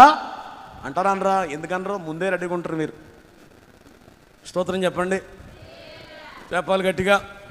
ఇప్పుడు నిజంగా నీ భర్త నిన్ను ప్రేమించాడు అనుకో, నిన్ను సర్ప్రైజ్ చేయడానికి అద్భుతమైన కాస్ట్లు ఇచ్చారు, కొనుక్కొచ్చాడు అనుకో, వెంటనే అచ్చేది అయ్యి బాబు నేనంటే ఎంత ప్రేమండి మీకు అనరా? మీరు మాట్లాడరేంటి? అంటే ఎట్లా అన్నారా మాట? మిమ్మల్ని ప్రేమించినందుకు మీకు ఇష్టమైన దాన్ని పట్టుకొచ్చి మీ చేతికి ఇచ్చాడు. ఇప్పుడు మీ భర్తను మీరు ప్రేమిస్తున్నందుకు ఆయనకి ఇష్టమైన వంట అద్భుతంగా ఉండారనుకోండి, ఏమంటాడు? అబ్బా నేనంటే ఎంత ఇష్టమే నీకు, అద్భుతంగా ఉండేవు, కూర ఇవాళ సూపర్ ఎరగదీసేసావు అంటాడు. అంటే అర్థం ఏంటి? ప్రేమించాం అని చెప్పడానికి మన క్రియల్లో దాన్ని మనం చేస్తున్నాం. అవునా కదా? ఇప్పుడు నేను అడుగుతున్నా, దేవుణ్ణి ప్రేమిస్తున్నావు అని చెబుతున్నారు కదా, ఏం చేస్తున్నా? అదేమిటండి మరి ఆదివారం గుడికి దిగబడుతున్నావు, ఎవరి కోసం వస్తున్నావు? అది మరి సిద్ధపాటు కూడిక శనివారం కూడా వస్తున్నావు, ఎవరి కోసం వస్తున్నావు? అది మరి సాక్ష్యం ఎవరి కోసం చెబుతున్నావు? భక్తి పేరు చెప్పి మనం చేసేవన్నీ కూడా వాస్తవంగా జాగ్రత్తగా పరిశీలిస్తే దేవుని కొరకు చేసింది ఏది లేదు. చేసేదన్నీ కూడా ఎవరి కోసం? మరి దేవుని కోసం ఏంటి? సంవత్సరం వచ్చేస్తుంది, వెళ్ళిపోతుంది అప్పుడే కదా, దాటేసాం. 10 కూడా అయిపోయిందిగా, ఇంకెన్ని ఉన్నాయి? బంతి దొల్లంటే దొల్లిపోయినాయి. 10 నెలలు అట్లా గిర్రమని తిరిగినాయి. మళ్ళా ఇంకొక నెల తర్వాత మళ్ళా రెడీ మనం బిర్యానీకి. December 25 Christmas, happy Christmas. ఇక ఆ తర్వాత వాగ్దానాల కోసం గంతులు. మళ్ళీ కొత్త సంవత్సరం, కొత్త ఏడు మధ్యలో పెట్టేను మొదలు. ఇక మళ్ళా ఉపవాసకోటాలకి. అంటే గిర్రుమని సంవత్సరాలు తిరిగిపోతున్నాయి. దేవుణ్ణి ప్రేమిస్తున్నాను అని చెబుతున్నావు, దేవుని కొరకు ఏం చేశావు? కనీసం నీ భర్తను రక్షించుకోవడానికి నీ దగ్గర ఒక ప్లానింగ్ ఉందా? నీ భార్యని దేవుని దగ్గర నడిపించడానికి నీకు ఒక శ్రద్ధ ఉందా? ఆశ ఉంటే సరిపోదు, ఆశకు తగినట్లుగా ప్లానింగ్ ఉండాలి. స్తోత్రం చెప్పండి ఒకసారి, చెప్పాలి గట్టిగా. బయట వాళ్ళ దాకా వద్దు, నీ కుటుంబాన్ని రక్షించుకో. దేవుణ్ణి ప్రేమించేవాడు దేవుని కోసం బ్రతుకుతాడు, దేవుని చిత్తానికి అప్పగించుకుంటాడు. నశించిపోకూడదనేటువంటి ఉద్దేశంతో గుండెల్లో భారాన్ని కలిగి ఉంటాడు. పాట ఇవ్వకపోతే కోపం మనకే, అలిగేస్తాం. దైవజనుడు నొక్కి వాక్యం చెబితే పొడుచుకుంటుంది మనకి, అలుగుతావు. ఇంకా అలిగే క్రమంలో ఉంటే నువ్వు ఎప్పుడు ఎదుగుతావు? నీలాంటి అనేక మందిని ప్రభు కొరకు ఎప్పుడు సిద్ధపరుస్తావు? రాకడ దగ్గరలో ఉంది, ఆలస్యం చేస్తున్నాను ఎందుకు? నువ్వు మండాలని, నువ్వు మండనేక మందిని మండిస్తావని. అందుకనే ఉన్నాడు, ఒకడు దీపమును వెలిగించి కొంచెం కింద మంచం కింద పెట్టడు. ఎక్కడ పెడతాడు? దీపస్తంభం అనండి ఒకసారి. మనం ఎక్కడున్నాం? కొంచెం మంచం అనండి ఒకసారి. మాట్లాడరేంటి? కొంచెం అంటే తిండి కొలతలో, మంచం అంటే సుఖం. భక్తి అక్కడది అయిపోయింది. వాస్తవానికి దీపం ఎక్కడ ఉండాలి? దీపస్తంభం మీద. ఎందుకని? ఆయన వెలుగుగా ఈ లోకానికి వచ్చాడు. ఆయన శిలువలో మరణించి నీ కొరకు త్యాగమై యాగమై మనల్ని వెలిగించాడు. వెలుతూ అన్నాడు, మీరు లోకానికి వెలుగు అన్నాడు. అంటే వెలుగుతూ ఉన్న నీవు దీపస్తంభం అనగా నీ క్రియల చేత సమాజంలో, సంఘములో అందరూ నిన్ను చూడగలిగినట్లుగా, అనేక మందిని ఆకర్షించగలిగినట్లుగా, ప్రేమ చేత, సాక్ష్యం చేత, పరిశుద్ధత చేత, మంచి చేత, నీతి చేత అనేక మందిని ఆకర్షించాల్సింది పోయి నీలో స్వార్థం, నీలో అసూయ, నీలో ద్వేషం, నీలో పగ, నీలో కక్ష, నీలో గొడవలో, గిల్లి కచ్చాలో ఏవుని రక్షిస్తాయి కదా నువ్వు? ఇవాళ కాకపోతే రేపు మన ఇంటి పక్కన కూడా గుడికి రావాలి అన్న మనసుంటే కొబ్బరాకు యువతల పడినందుకు గొడవ పెట్టుకో. కొబ్బరాకులు ఆకులు పడితే గొడవ, కొబ్బరికాయలు పడితే శుభ్రంగా భోజనం, పలహారం. దేవుని ప్రేమ లోకానికి చూపించే క్రమంలో వాడు ఒక మాట అన్నా, అయ్యా నేను తొందరపడి నోరు జారితే ఆ ఆత్మ ఎప్పటికీ రక్షించబడదు నాయన, నేను తగ్గిపోతాను ప్రభు. ఏది దేని మనసు ఏది మనలో? అసలు భారం ఏది? నశించిపోయేవారిని గురించిన భారం ఏది? చాలా సీరియస్గా చెప్పండి. బిడ్డలు ఎదుగుతున్నారు, పెద్దోళ్ళు అవుతున్నారు, వాళ్ళు 10th క్లాస్ మార్కుల కోసం ప్రార్థన చేయిస్తావు, సంఘంలో సాక్ష్యం చెప్పి కాలేజీ సీట్ల కోసం ప్రార్థన చేయిస్తావు, జాబుల కోసం ప్రార్థన చేయిస్తావు, పెళ్ళిళ్ళ కోసం ప్రార్థన చేయిస్తావు, పెళ్ళి అయిన తర్వాత పిల్లలు పుట్టకపోతే ప్రార్థన చేయిస్తావు. ఎప్పుడైనా సాక్షి నిలబడి, అయ్యా ఇప్పటికీ నా జీవితం సగమైన తర్వాత మందిరానికి వచ్చాను, కానీ నా బిడ్డలో బాల్యము నుండి సమూయేలు వలె మందిరంలో పెరగాలి ఎప్పుడని చెప్పావా? లేదు.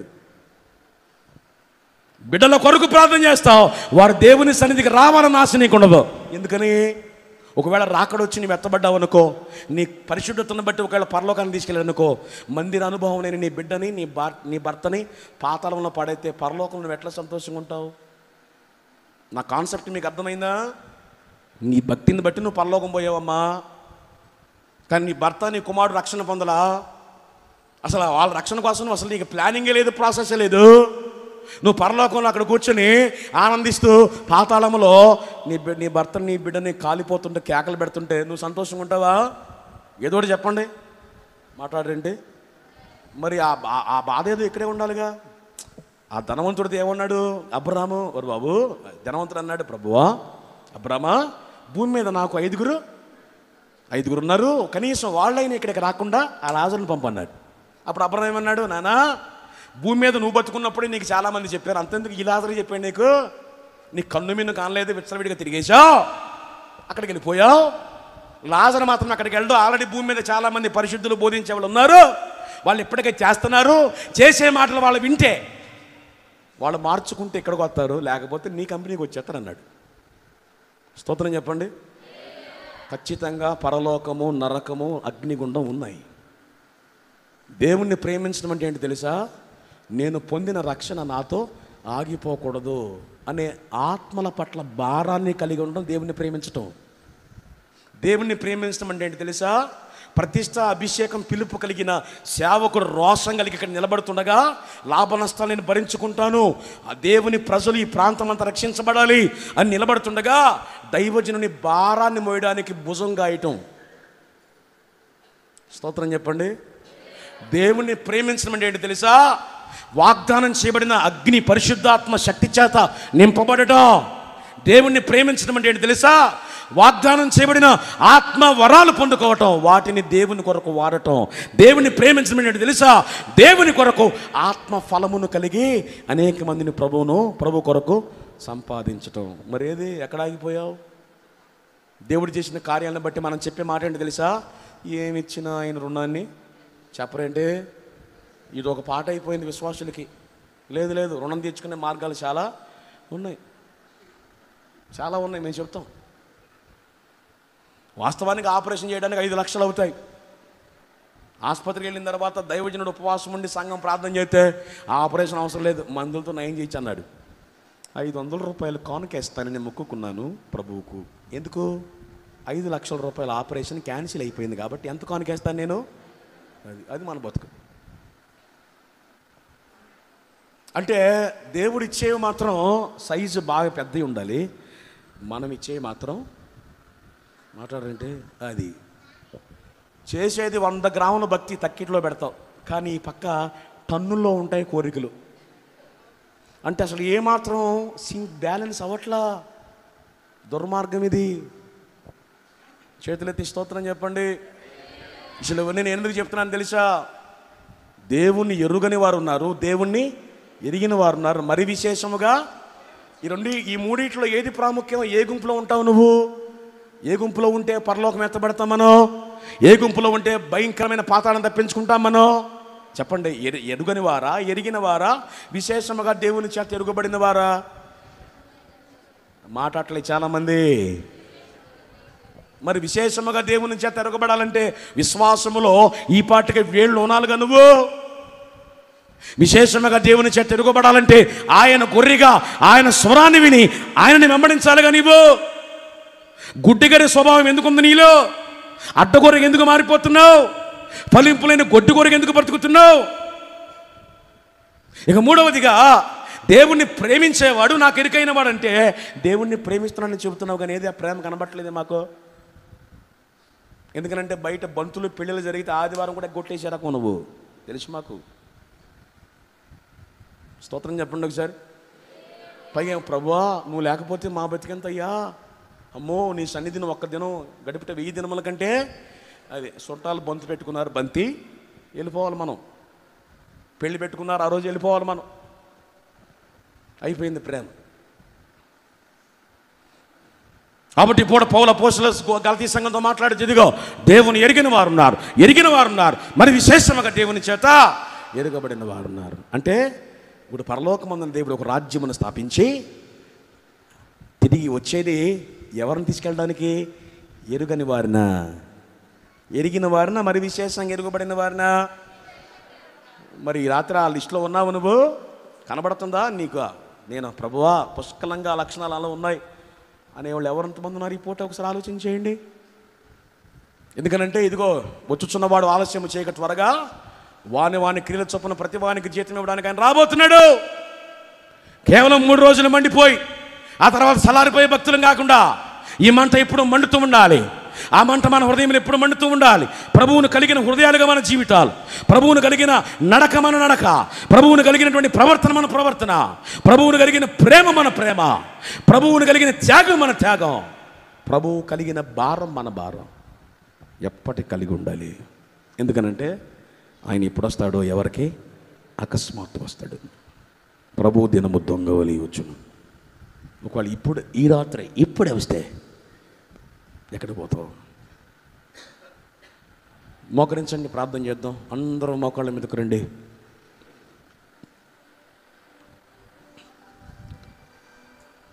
దేవుడు చాలా సవిస్తారంగా, చాలా సూటిగా ప్రభు మనతో మాట్లాడారు. ఎరిగిన వారు, ఎరుగని వారు, ఎరిగిన వారు, విశేషముగా దేవుని చేత ఎరుగబడిన వారు. గొర్రెలో ఉన్న రకాలు, స్వభావాలు, ఆయన గొర్రెకుండ లక్షణాలు దేవుడు మనతో మాట్లాడాడు.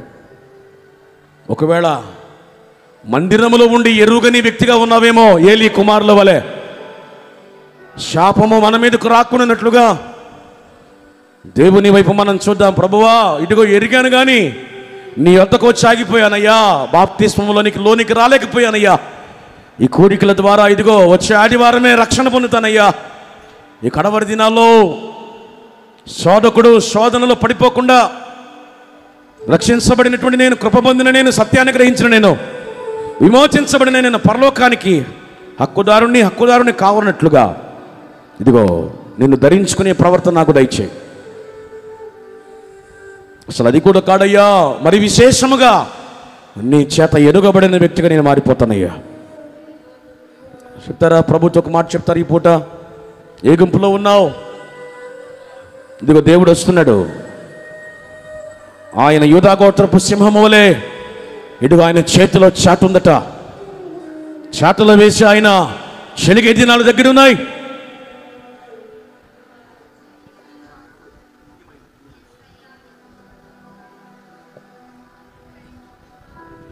నీ ప్రజల నెమ్మదికై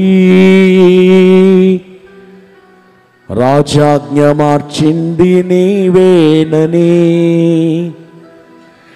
అహమును అణచి అధికారులను అధముల చేసిన నీకు అసాధ్యమైనవి ఏమున్నవి? అసాధ్యమైనవేమున్నవే? నీ ప్రజల నెమ్మదిపై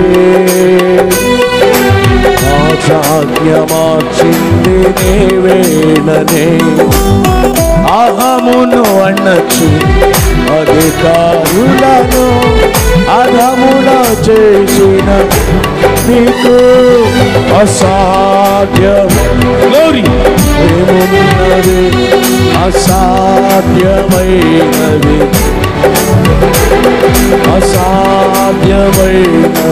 ఏమున్నవి? అసాధ్యమైనవి. సుగోత్రపు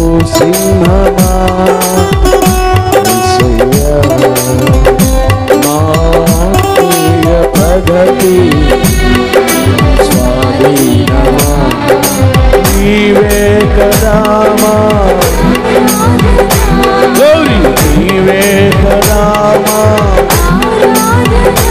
గౌరీ ఆరాధన స్తుతి ఆరాధన ఆరాధన స్తుతి ఆరాధన ఓ నీవే కదా మా ఆరాధన ఓ నీవే కదా మా గౌరీ ఆరాధన స్తుతి ఆరాధన ఆరాధన స్తుతి ఆరాధన నీవే కదా మా ఆరాధన నీవే కదా మా గౌరీ ఆరాధన స్తుతి ఆరాధన ఆరాధన స్తుతి ఆరాధన ఆరాధన స్తుతి ఆరాధన ఆరాధన స్తుతి ఆరాధన నీవే కదా మా ఆరాధన నీవే కదా మా ఆరాధన ఆరాధన స్తుతి ఆరాధన స్తుతి ఆరాధన ఆరాధన స్తుతి ఆరాధన స్తుతి ఆరాధన ఆరాధన స్తుతి ఆరాధన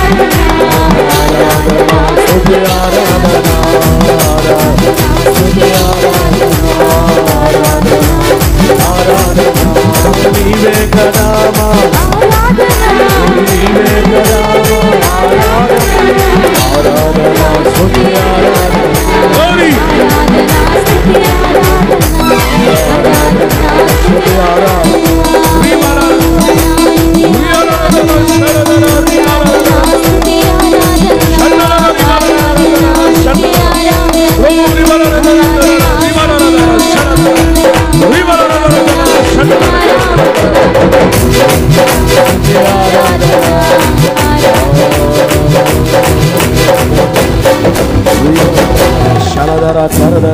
గ్లోరీ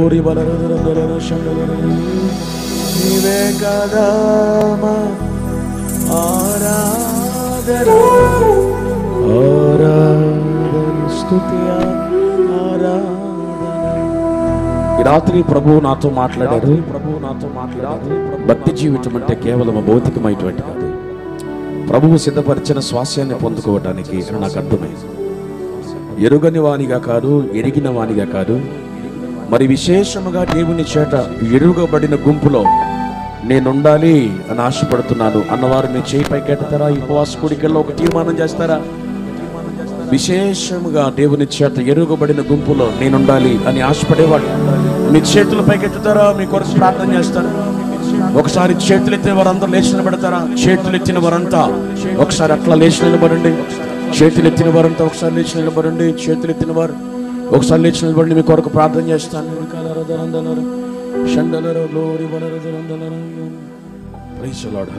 దైవజనులు, కృప కలిగిన పరిశుద్ధ తండ్రి, నీ కుమారుడైన క్రీస్తు రక్తాన్ని చేత పట్టుకొని ఈ రాత్రి మరొకసారి నీ పాద సన్నిధికి వచ్చాం.